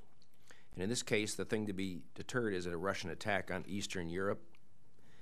Military deterrence theorists argue that in order to have effective deterrence, you must have two things. You must have credible military capabilities. And two, you must be perceived as having the resolve to use those military capabilities. So you have to have both. You can't just have military capabilities, but everybody perceives that you're weak and you won't use them. And you may have resolve, but if you don't have the military capabilities to inflict unacceptable losses on your adversary, then you do not have deterrence. At the height of the Cold War, the U.S. had some 400,000 forces stationed in 100 communities on the European continent. And today those forces have been reduced by 85%. There's only 2 permanently stationed Army Brigade combat teams in Europe, one in Germany, one in Italy. Neither of them are armored. One is airborne and the other is striker-based. The air forces, the squadrons, they've all been reduced commensurately as well. And so there are no, other than the rotational brigade, there are no tanks, there are no armored personnel carriers, U.S. in Europe. So the U.S., as Quentin kind of alluded to, has been working through the European European Deterrence Initiative to station 2 sets of pre-position equipment. That's just the equipment, that's not the soldiers on the ground in Europe, and that is something, but it's not really a lot. And so the forces for those sets of equipment still have to flow across the Atlantic and get there in sufficient time to build combat power to constitute a credible capability. 2 successive European commanders, General Breedlove and then now General Scaparrotti, have both said that they would prefer permanently stationed forces over rotational, because permanently stationed forces learn the land, the terrain, and they send a stronger message to potential adversaries. So in my judgment, it could be argued that the current U.S. capabilities in Europe do not constitute a credible capability to inflict unacceptable losses on a Russian attack. Increasing the number of permanently stationed forces in Europe, and particularly in Poland, would create a greater U.S. capability to respond quickly to a Russian incursion. Stationing in Poland shortens the response time for events that might take place in the Baltics or Poland versus forces located in Germany. There's been some back and forth in the media space, op-eds about the pros and cons of this particular proposal. Some individuals argue that Russia doesn't pose an immediate threat to Eastern Europe, that there's not enough forces in Russia's Western military district to pose a threat that could not be solved with what's in country there. The other argument they pose is that Russia has no immediate designs on the Baltic states or Poland. And then finally, the last argument that you hear made is that, well, we wouldn't want to put any U.S. forces in Poland or in the Baltic states because they are too close, frankly, to Belarus or Russia, and that they would be under almost immediate missile air attack from those countries. Well, there's if you can see it, there's kind of a paradox here. On the one hand, they say Russia doesn't pose a threat, nothing to worry about. But on the other hand, if you put them in Poland or someplace like that, they're under immediate threat. So which is it? It can't be both. And so they contradict themselves with their arguments. You could argue that maybe there's not enough forces, Russian forces, in the Western Military District, but you can't wait until that moment. You can't wait till the crisis is at hand and now say, oh my gosh, I wish we had forces in Eastern Europe that could deter this. It's too late by then. And so for deterrence, you have to kind of make preparations and you have to be there before the crisis emerges. And I talked about how unpredictable Putin is. And so if you say, well, he has no designs on Poland or the Baltic states, well, that's today. Who knows what he may be thinking about a week from today? And then finally, this idea that forces placed in Poland would be vulnerable. Well, that's only if you put the wrong type of forces there or you station them improperly. And so if you do mass a large target, perhaps, but you would do it smartly. You would station permanent forces with organic air defense, missile defense, and you would not all put them in one large mega base. You would disperse them appropriately. So in my view, increasing the number and the size of U.S. forces permanently stationed in Europe and indeed in Poland increases the U.S. capability to inflict losses on a Russian invasion and then contributes to increased deterrence. There was talk, I think, in the Fort Trump proposal about an armored division. I'm not sure that's perfectly considered. I think maybe we'd be better off starting with maybe an armored brigade combat team along with organic elements of air and missile defense, and then depending on how things go, we could look at increasing that, but I think an armored division probably a little too premature at this point in time.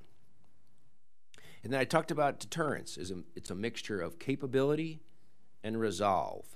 And so that you have to ask the question, which demonstrates more resolve?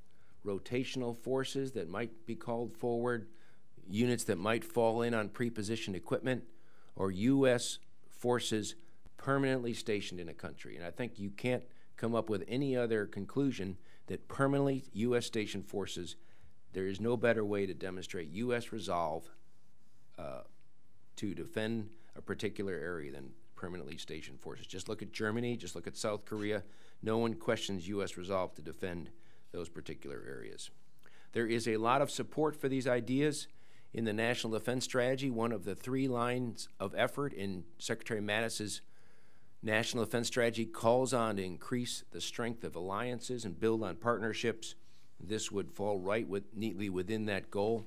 Additionally, the commission report, there was a commission that convened to consider the National Defense Strategy, even was more forthright in calling for more forward station present forces. And so they said, and I quote, "Forward posture is a key component of deterring competitors and adversaries and assuring allies and partners." And that commission report recommended restoring a heavy division to Europe in addition to the existing forces. I think Quentin hit on this. I mean, one of the concerns that's been raised that about a U.S. base in Poland has to do with undermining the NATO alliance. And again, I'm not an expert in this area, but I would believe that such a proposal needs to be worked through the NATO processes, not some sort of bilateral agreement with Poland.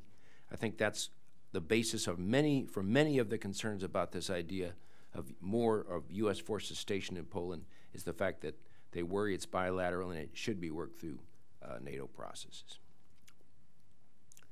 So to summarize, increased U.S. forward station forces in Europe, and in particular Poland, in my view, adds both to deterrence and, should deterrence fail, defense. An entire armored division may not be the best choice. A mixture of air, missile defense, armored capabilities, and maybe long-range artillery fires is probably a better solution, and I think this is an idea that should be further developed and implemented. Thank you very much. Tom, thank you very much. I think he covered some great points, and this is really what the United States will think through, is the idea of, for our posture, how we do that. So the idea of deterrence and defense will actually absolutely be critical to that. And then to have him kind of reinforce what our first speaker talked about, considering this within the NATO context and how we're going to do that. So I think that's going to be very important. Okay, well, I'll turn to our final speaker. Glenn had actually requested to go last, so when we did that, I said, hey, if you want to go last, we'll have you do it. But he'll be able to give his own thoughts, and now I think comment a little bit on his two colleagues here, and then we'll still leave some time for question at the end. Glenn. Okay, thank you very much for having me here today. I'd like to start off by saying that my views on the basing in Poland has kind of, at first, I was a little bit against the issue and of the bases, but the more I've kind of interacted with, and I have to admit, I am friends with General Hodges and Ben Hodges, and had long discussions with him about this issue, and I think I've kind of come now more to the center in the view on what and how we look at the issue, and part of the I think the way that we need to look at the issue of the bases in Poland is, first of all, we have to applaud Poland for, first of all, having the vision. The vision is to have the bases there in Poland. And then the second part of the component is that Poland understands the threat. And I think that is a very key component here. The other part that is kind of influencing it is the force structure. The force structure of NATO armies in Europe, the American army in Europe, the force structure of Russia, which gets a vote in this. And so all of these things are kind of coming full circle because as we looked at the folded gap and the way the folded gap dominated the way we thought about defending Western Europe in the Cold War, we have to step back and say, look, we had 350,000 American ground troops in West Germany defending an arc and a territory that went from the German border all the way through Luxembourg, all the way around to the Czech border. But today, we've got 50,000 American forces in Europe, 35,000 I think are U.S. ground forces, and we are trying to defend a front that goes all the way, along with our NATO allies, a front that goes all the way from the Arctic to Romania and the Black Sea. And you find the scattering of, with the tailored forward presence groups, battle groups now in the Baltic states. You have, that's the enhanced forward presence in the Baltic states, and you have the tailored forward presence in Romania. And when you look at this front of a way that the United States, and we're finding ourselves to go back to looking at maps. And I find this interesting that so many people are arguing and discussing the importance of kind of the geopolitics of the rationale of American decision making. We're not looking enough at maps, and this is and I've had this conversation many times about people when we discuss what's happening in Belarus, you know, and so I think that part of the problem in the debate, the way we look at the issues in Europe, have to be informed by the certain understanding that we don't have the force strength levels that we used to have in Europe. That's the first thing. The second part of all this is that what we've seen with Russia and its military capabilities and its modernization efforts, we've seen basically, and if you go through the list, since 1999, the invasion of Chechnya, the wars in Chechnya that boiled down, then you had ending in around 2003, 2005 as the insurgency there ground down. Then you saw the 2008 invasion of Georgia. Then you saw the invasion of Crimea, annexation 2014 in February of Crimea. And then you have in August 2014, you have Donbass. So now what we're starting to see is not only the ground and land component, but we're also now starting to see a naval component emerging in the Black Sea. Now, we're constrained in the Black Sea again by geography because we are not a signer of the Montreux Convention, that was agreed upon in 1936. So the U.S. Navy has to conduct a naval policy and strategy called 21 days at a time, which means basically the American warships have to rotate in and out of the Black Sea. And so therefore we're constrained in our ability to react to crises, and we're constantly finding ourselves having to rotate our forces out. And then since the Russian annexation of Crimea, we've seen a major upsurge in Russian military activities in Syria. And so Funny how that is that Russia didn't really become a Mediterranean naval power until after it annexed Crimea after Catherine the Great, which was, I believe, in 1782. So the point here is that if we go back to looking at what we're seeing in Europe with these wars and different conflicts, I like to characterize this as called the age of limited war. And what do I mean by that? Well, Putin has a certain strategy. If you look at all these wars that have been fought, the basic strategy for Putin is one of to invade, occupy, pause, and then negotiate. And this is all undertaken within several weeks' time of a military action. And the problem here, in going back full circle to Poland, what Poland and their desire for American military bases underscores is a growing problem within NATO called our mobility problem. And NATO has a tremendous problem with the Schengen system of visas that have been created that actually affect and undermine the ability of NATO forces, and in our case, the American forces, to be able to get from one theater to another. There's a famous case of General Hodges was describing once when he was leaving a military exercise in Hungary on his military plane, and as the plane was getting ready to leave the military airfield, Hungarian officials ran out, stopped the plane, made them get off the plane and said, "We need you have to stamp your passports. I'm sorry, you've entered European Union territory, you have to And Hodges was enraged with this because, and try to picture yourself if you're in a military wartime conflict situation and we're having to resort to ourselves, to our generals, wondering whether they have the proper documentation to be able to go to these theaters and fight. Now, to Hodges' credit, he said, once he says the minute there would be an action in Estonia, say invasion in Narva, he says I would be on my plane the next day going to Narva. And that point is that he wouldn't wait on the NATO, the North Atlantic Council, to sit around and meet, negotiate, discuss what NATO is going to do. He would be on the next plane there with a small contingent of his forces. Now, during the Cold War, we had tripwire forces in Berlin called the Berlin Brigade. A very small token force, but it was important because it was called a tripwire force. And now we are back to kind of, in some ways, of what we were doing at the early stage of the Cold War by putting tripwire forces back into Europe, and particularly into the Baltic. But the bottom line, when it goes back to Fort Trump, is our ability. What do we have in terms of the force structure and the ability to meet a Russian force that in 2 weeks can put 200,000 men anywhere on interior lines of communication from the Baltic all the way down to Donbass?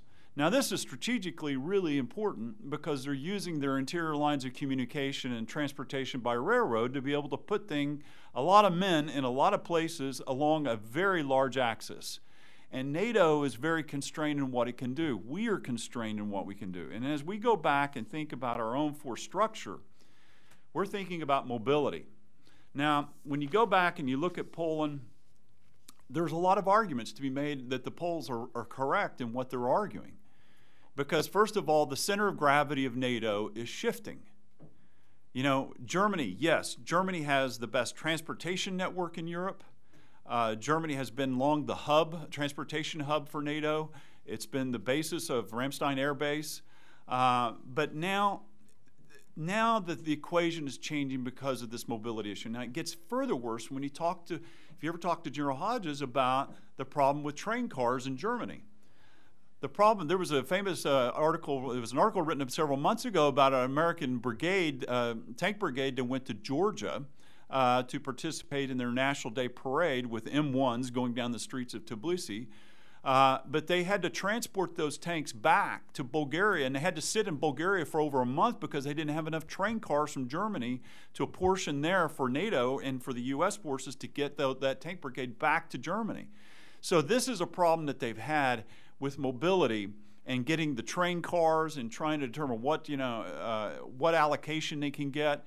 This is a key major problem. So when we start looking at how we deal with Poland and what type of force structure we need, there's a lot of arguments in favor of Poland because simply on the mobility issue. Now, to be fair, the Americans have also done the Sabre Strike mission where they were riding through Eastern Europe. I mean, you may remember this a couple years ago. It was in a lot of newspapers. It was called Dragoon Ride. That was the first exercise, and they did several of those. And they actually went through Poland, and they actually encountered mobility problems in Poland because some of the towns they went through, the mayors of the towns were saying, hey, you Americans can't be going through. We have rules and restrictions on this. And even Hodges said that they had problems with mobility inside of Poland. In Poland, you have a lot of poor roads and development of access of the mobility issues inside of Poland.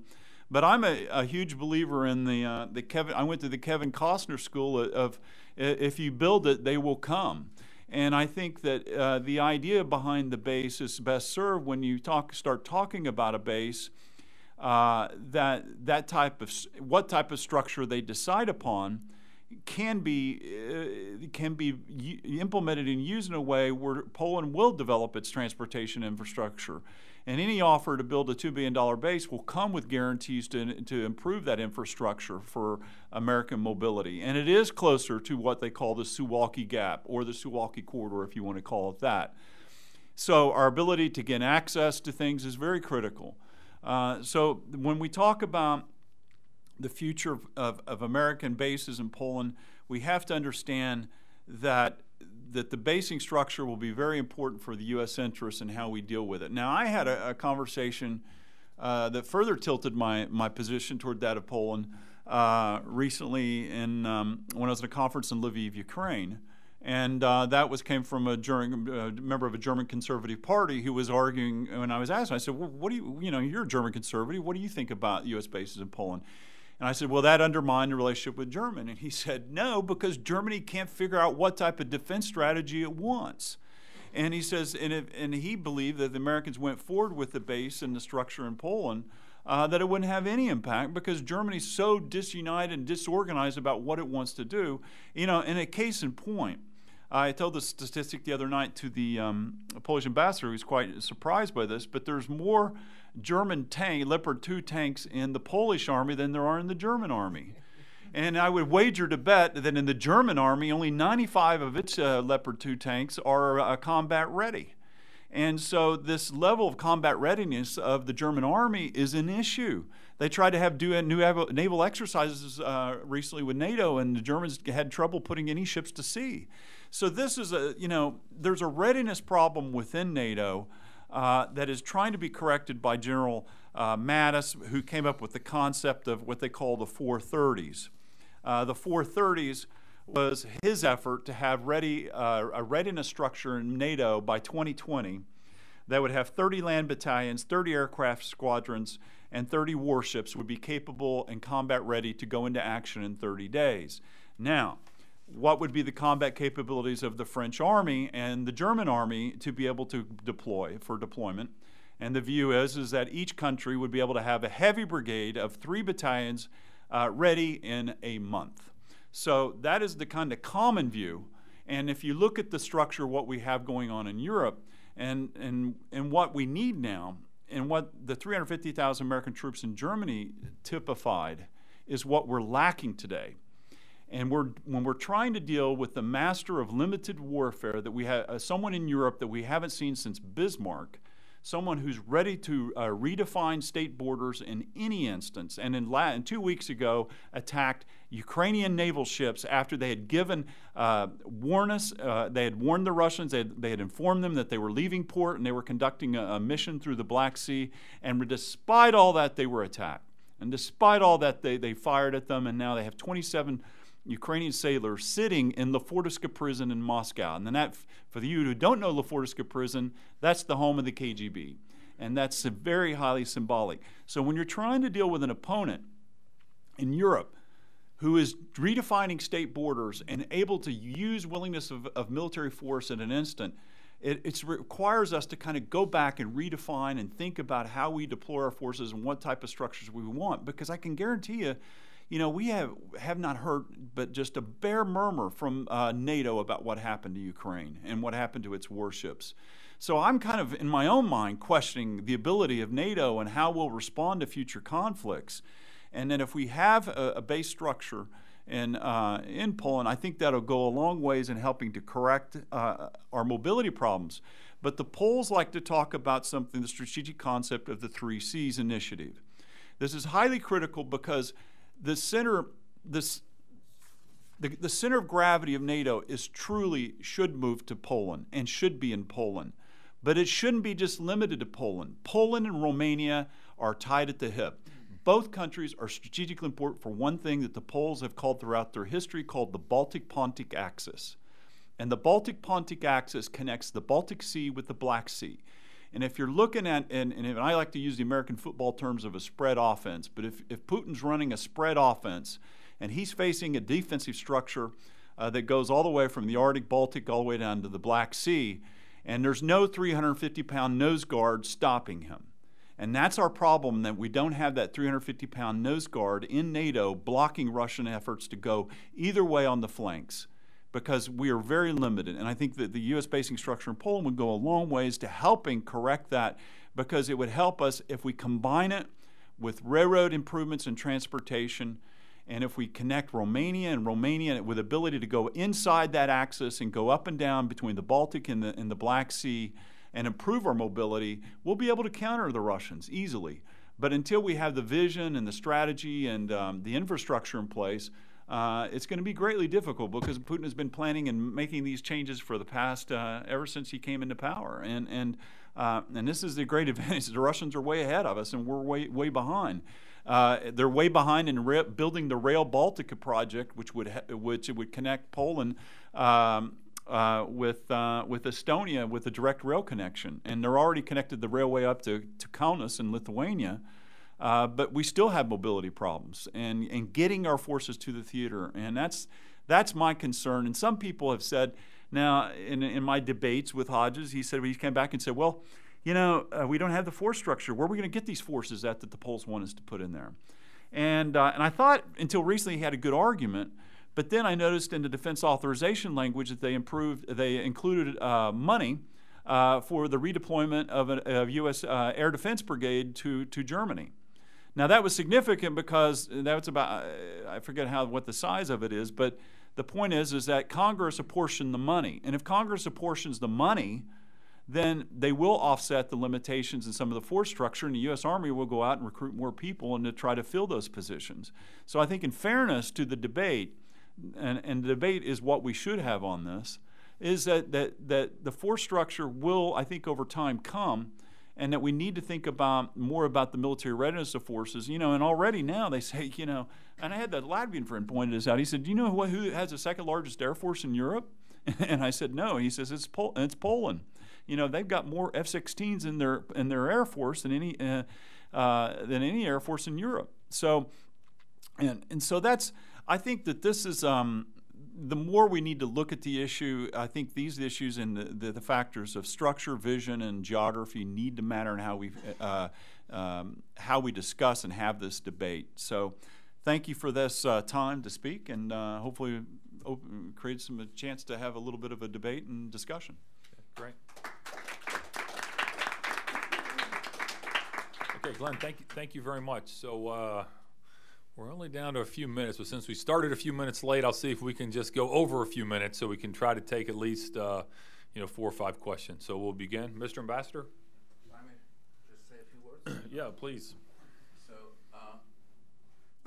does it work when it doesn't work? So, is there any microphone that works in this room? There's one right here. You can use mine. No, I mean, it might not have the slack. So, but yeah. So, just don't want to extend, but it's the permanent problem of this conference that they don't work. But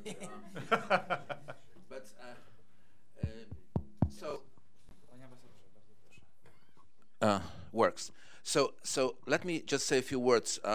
First of all, I just wanted to thank you again for this very, very vibrant discussion and very, very, very helpful discussion and very necessary discussion. And as Glenn said, there should be a debate about that.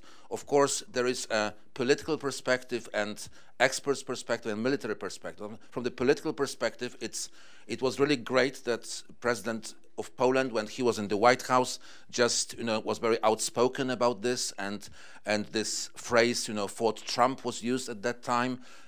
for many people controversial. You know, many people said, "Oh, let's call it Fort America. It's not about Trump. It's about security." But you know, at that time, it was a meeting with President Trump, and I think that it was a good idea that the President of Poland used this phrase.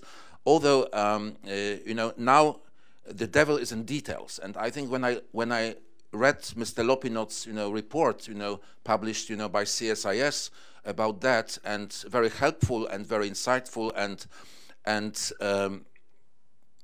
very supportive in a way, because just showing all these issues you mentioned today, that it should be about NATO, and for many reasons consultations with NATO were later, after the White House visit, because this project, as most of you know, is supposed to be bilateral, but of course should be a part of NATO. So there was a very important visit of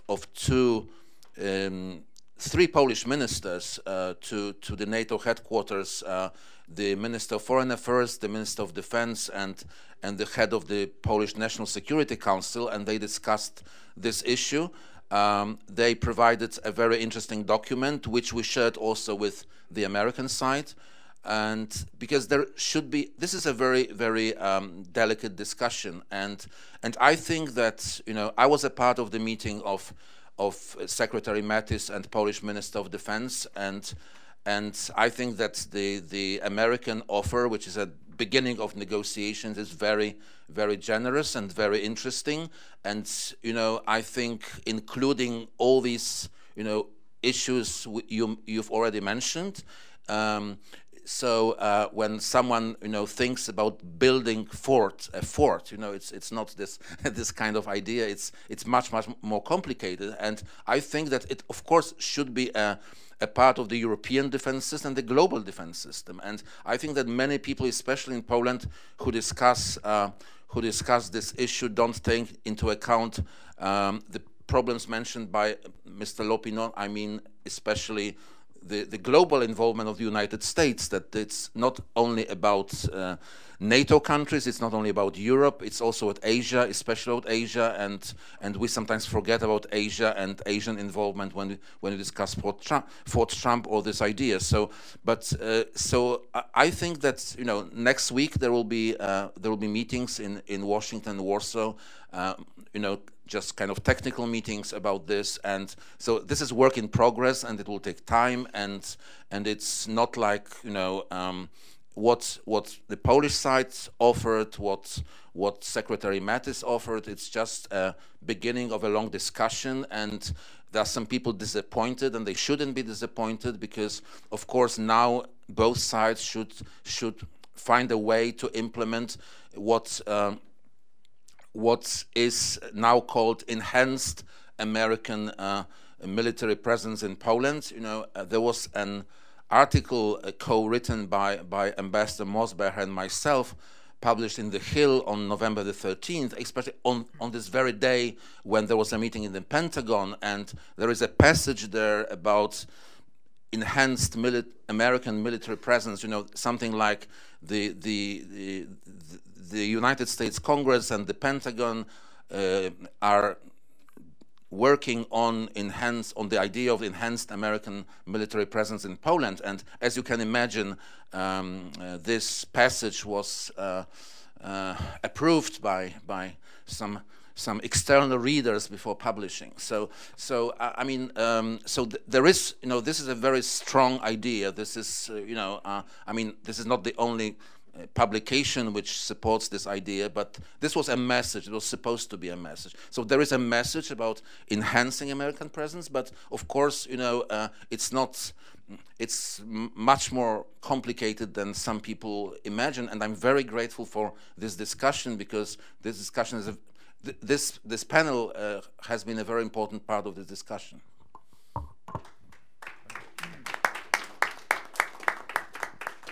Great, thank you, Mr. Ambassador. Another question? What else? One in the back? Yep. Center on the left.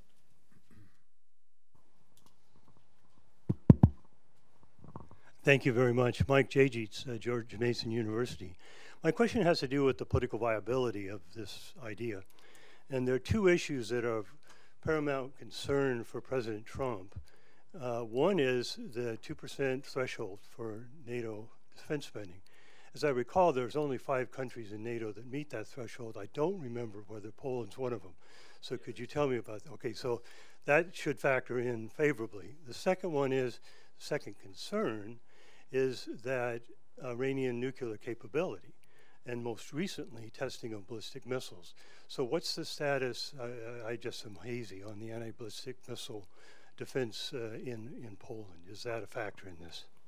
Okay, thank you. I'm going to see if someone else wants to take that. I think someone did. Tom, did you mention about the Aegis system? Yeah, the Aegis system has been delayed. I think it's now, the new date is 2020, that they believe it'll be in place. And then it, is pretty much specifically designed to take out mid-course and terminal Iranian missiles. Okay. No, but that's a very good question. Of course, the missile defense issue goes back a ways from when there were plans to put it in Europe, Poland, and into the Czech Republic, and then that was taken off. And then the U.S. tried to use some other systems to kind of bridge that gap for a short period, and now we're back on track, as Tom said, for 2020. Other question? Okay, I think that might wrap it up, and we're almost still, okay, one more. Yes, sir.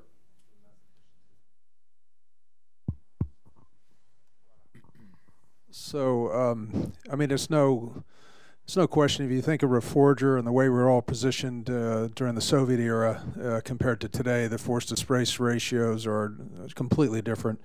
And we never built any of the infrastructure in any of these Eastern European countries. So clearly, there needs to be much more work done in that area now that Russia has clearly become an adversary. And in others' defense, it wasn't true in the 90s. We thought they were going a different direction. But that's not my question, just a short statement. So the real question is, if you think about a 30-30-30-30, look what we did it in Norway. That really isn't where I'm worried about. What would happen, and what's your sentiment of what would happen if we did a 30 times 4 in Poland or Romania? What would that tell us? Okay, good question. One of you gentlemen like to start on that one? If we actually tried to exercise I would take it further.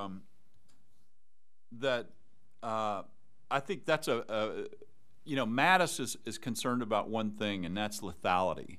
And in his mind, he's thinking readiness of forces and lethality. So he wants to get the equipment and the men ready, and that's how he's kind of conceptualizing trying to get NATO up to speed. But strategically, we've been doing a project at Jamestown called Baltic Interoperability Project. And the problem in, say, in the Baltic states is that because there's been no adult supervision from the United States, all these countries have been purchasing various types of anti-tank weapons. Estonia gets stuff from Finland, and I'd say the Finnish and Estonian military weapons interoperability are greater between those two countries than with NATO. Now, there are certain things that they have been acquiring equipment that it's going to make our military effectiveness it's going to hurt us because they're not used to working in operability among themselves as countries. It's always bilaterally with the United States. Now, Poland has been, as everyone has noted, upping its game and improving its conventional forces. But again, you go a country like Romania. Romania just bought its the first 2 squadrons of F-16s. And Romania has not been investing in land forces modernization. It's been going kind of the opposite route. And so their ability to kind of project power and defensive readiness capabilities have also been lagging within NATO. And they've been trying to invest more in their naval forces. So I think that I would take the concept of the 430s, and that needs to be extended further east because we are still having problems. And I always say that when I was talking about the 350-pound nose guard, you look at the country like Ukraine. Ukraine is not Georgia. Georgia has a population of 3 million. Ukraine has a population of 45 million. I mean, 45 million. It has a capability, it already has a strategic reserve, military reserve of 200,000 men. You know, the total size of Georgia's army is what, 15,000? So the point here is that you have a vast manpower reserve in, say, countries like Ukraine, but they're all being run by Soviet generals. And if NATO really wants to get, you know, not talking about, you know, becoming members of NATO, but the larger issue is upping our game in terms of the military capabilities of our allies in this region which you referred to. Because I have no doubt about what the Poles can do, but I have a serious concern about, until recently, what some of the Baltic states and their military capabilities could do. Now Estonia is not to be singled out because they've been doing great. But Latvia has been completely atrocious in their defense spending and military capabilities. I think 2 years ago they had National Guard military snap drill, and they couldn't even find the trucks to do the drill to get off the base. I mean, I'm serious. I mean, we really can't just look at the, you know, things on paper and say, oh, well, you know, NATO's capable of doing this. You know, and I think that yes, if the alliance can get in the 430s concept that Mattis has talked about, I think that's a step in the right direction, but we need to expect that as we go further east. I won't mention France or Germany. That's not my area that I look at, but I think that if you look at the East and Eastern Europe, I think that you can see the strategic axes between Romania and Poland as being vital, and as a part of how we look at the region and how we move in and out. And so the MK Air Base in Romania is now being called the new Ramstein of the East. And that was the way I wanted to start my discussion, is saying that a whole center of gravity of NATO is moving and should move further to the east. And that's what's symbolized by what Poland's wanting to do. But it shouldn't be just limited to the debate about Poland, but also looking at the center of gravity of NATO, what we need to do in the east. And a lot of it will be done, in my last comment, I think, through air power. I mentioned the Montreux Convention earlier, but I was talking to former U.S. Air Force General in Europe, Frank Gorich, and I was talking about how the U.S. Air Force is getting the bulk of a lot of the modernization funds for U.S. military readiness in Europe, and the U.S. Air Force is heavily investing in infrastructure. And I think the one thing that's not constrained by geography is air power, and I'll stop on that. All right, great. Thank you for the question, and thank you for the answer.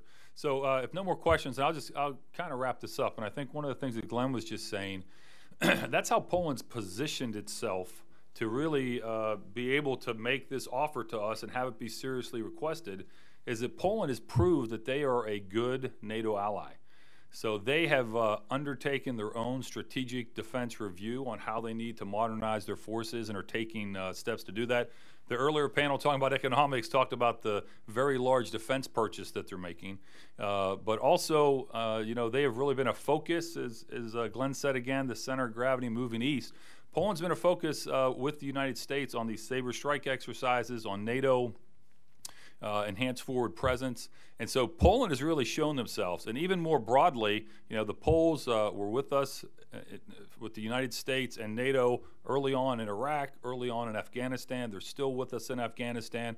So I really think that that's one thing that Poland has done, is that they've proven that they are a good ally. They take their own defense very seriously. They take their membership in NATO very seriously.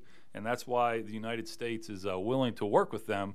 And then I think, as Glenn just said, in many ways, they are an example for how we'd like to see other countries, particularly in the East, but throughout the alliance, to look at their own defense needs and then see how those needs will support the alliance and to go forward with that. So on that note, I'd just like to say, again, thank you very much for having me and our panelists here to discuss this, and probably more importantly, having us here under the auspices of being the 100th anniversary of the reestablishment of independence for Poland. The Polish government has done a lot of great celebrations this year, and I think this is one that continues right in that vein to talk about bilateral relations with the U.S. and Poland, looking specifically today at economics and security issues. So thank you very much.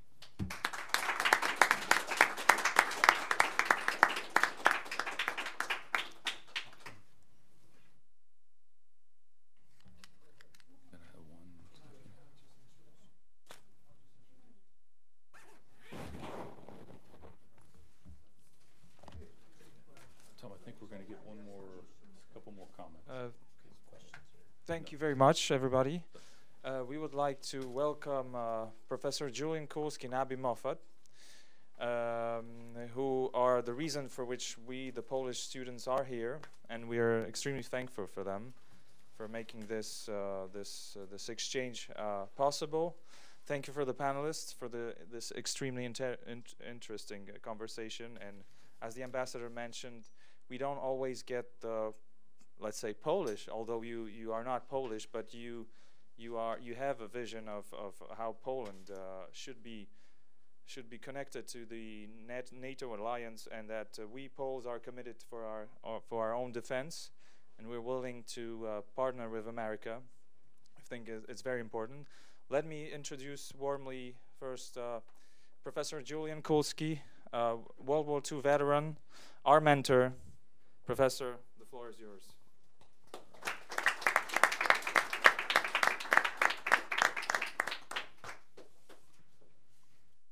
Good evening. First of all, I want to thank our students for the idea of this meeting. And I want to thank all the distinguished members of the panel. There was one item that I caught that caught my ear during your discussion, and that was the difference between armaments and the willingness to fight. This is something which I've seen in my own during the Second World War, and the willingness to fight is even more important than the arms. Both are important, and that's what you pointed out. I keep on being asked, how come Daniel Morgan, an institution which is dedicated to national defense and intelligence, has gone global? And what happens is that we realize the powers which are attacking us, Red China, Russia, and we cannot do this without allies. And that's why the board has decided to recruit students from countries which are willing to fight with us. Not only Poland, but the whole of Eastern Europe, hopefully the entire Europe, and certainly the East. Napoleon Bonaparte was not my favorite hero. But 200 years ago, he said China is asleep. It's a giant who is asleep. And I hope, he said, it will remain asleep, because when it awakes, it will shake the entire world. Well, it has awakened. And I think that we keep on talking about Russia. Russia is important, but I think we can handle it. But in the future, China is the real threat. And I want to say a few words to my students. It's important for you to learn Chinese, to learn the Chinese mind, so that if we have a war, you will be able to understand them. I think right now, we don't understand the Eastern mind as much as we do the study. So that's why we have a program in national intelligence and in national security for students from Europe, master's degree and also the certificate program. I've spent this summer recruiting, and I hope we'll get more students from Romania, from Baltic states, and Georgia. Georgia is very interested in working with us. I want to congratulate our Polish students. Being a Polish originally myself, Polish American now, I'm proud to have this generation. Pretty soon they will be running Poland, and I think Poland is going to remain a steadfast ally of the United States. History has proven it, and they will prove it. Thank you very much.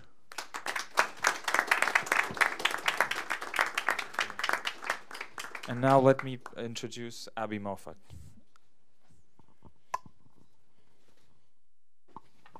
It's a real honor and privilege to be with all of you. Thank our distinguished panel. Thank you, Ambassador. Thank you, all distinguished guests. You know, our history with Poland goes way back to the Revolutionary War. We owe a debt of gratitude to Poland, with remembering that Kosciuszko was helping us win the Revolutionary War in 1776. He came and served as a colonel in the Continental Army, and among his many accomplishments here in this country, he designed the state-of-the-art fortifications, including those at West Point, and in recognition of his service, the Continental Congress promoted him to Brigadier General. In 1910, a statue of Kosciuszko was erected at West Point Military Academy, and it stands there today. And I tell you, if you have not had a chance to see it, I highly recommend that you stop by and look at it. In 2010, there was a replica done of the statue in Warsaw, and I also recommend that you go and see that. I was blessed to see it this summer. General Kosciuszko firmly believed in the American experiment, and as Thomas Jefferson said, he's pure as a son of liberty as I've ever known. He embraced America, and I like to think that Americans embrace Poland also. We have so many Poles in this country, over 1 million just in Chicago alone, and I recognize that the building this relationship, not only security-wise, but also economically, culturally, and all the ways that we can build is extremely, extremely important. And we are blessed to have our board member, Julian Kulski, who really fought for freedom, not only in Poland, but also in this country. He continues. And he has done so much to help build the relationship between Poland and the U.S. and to bring many of us here on the board and on the advisory and all the staff, including Chris Croft, our president, to build a stronger relationship and a stronger bond with Poland. And we're forever indebted. Thank you so much, Julian, and thank all of you.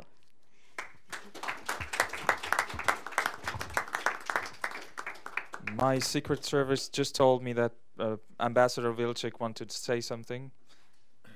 Ambassador, the floor is yours. Just wanted to say something, and Secret Service, maybe some of you know that I have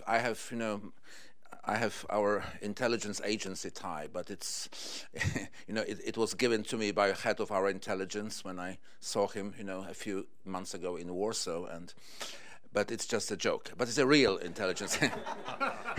So thank you again for the conference. It's been a real pleasure, and actually I just wanted to say that I'm so happy that this conference, because of the 100th anniversary of Poland's rebirth, is about economic relations and security, because that's the two most important, issues in our relations. So I mean, I love historical conferences, I love conferences about Kościuszko, there were many conferences, and Stephen, has been working so much, at West Point and other places to promote Kościuszko, and I am very grateful for what Stephen Olejarz did for Kościuszko and promoting Kościuszko and West Point, but at the same time we have to, it doesn't work anyway. No, yes, well, okay. But I think that, this was important. And so I'm, again, very grateful to Daniel Morgan Graduate School for hosting us. And I just wanted to announce one more thing. This is a privilege of the ambassador of Poland to the United States to award Americans who are, who help Poland, who did great things to Poland. There is a special award of the ambassador called Amicus Polonia, and it's Friend of Poland. So I'll be very happy if Mrs. Abby Moffat agrees to receive such an award in January, not today.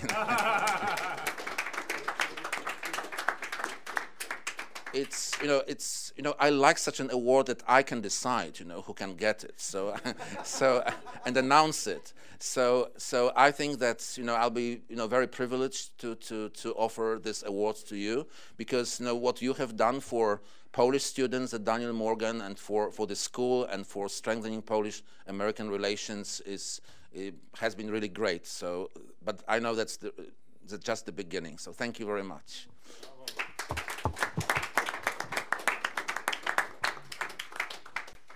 Okay, sir, real quick. Thank you again for your support to the students and putting your weight behind this effort. And for that, we have a coin we'd like to give you. Thank you. Okay? Now, that's a challenge coin, so it means drinks later on if you don't have it. So we'll talk about that later. Again, thanks to all the panelists here and all you all for attending and being part of this great discussion and helping our students to learn about how to run an event and better them for the future. With that, though, they've done something else even better. They have a nice reception that we can have with some wine and stuff, and it's already ready. That's why he jumped in here. And we'd like for you to join us and continue the dialogue on a one-on-one basis with our various panelists and our board members that are here. So thank you all for coming today. One last thing, and thank you to these 3 students right here. These are the ones, and some other ones that are back there. Thank you all for your hard work.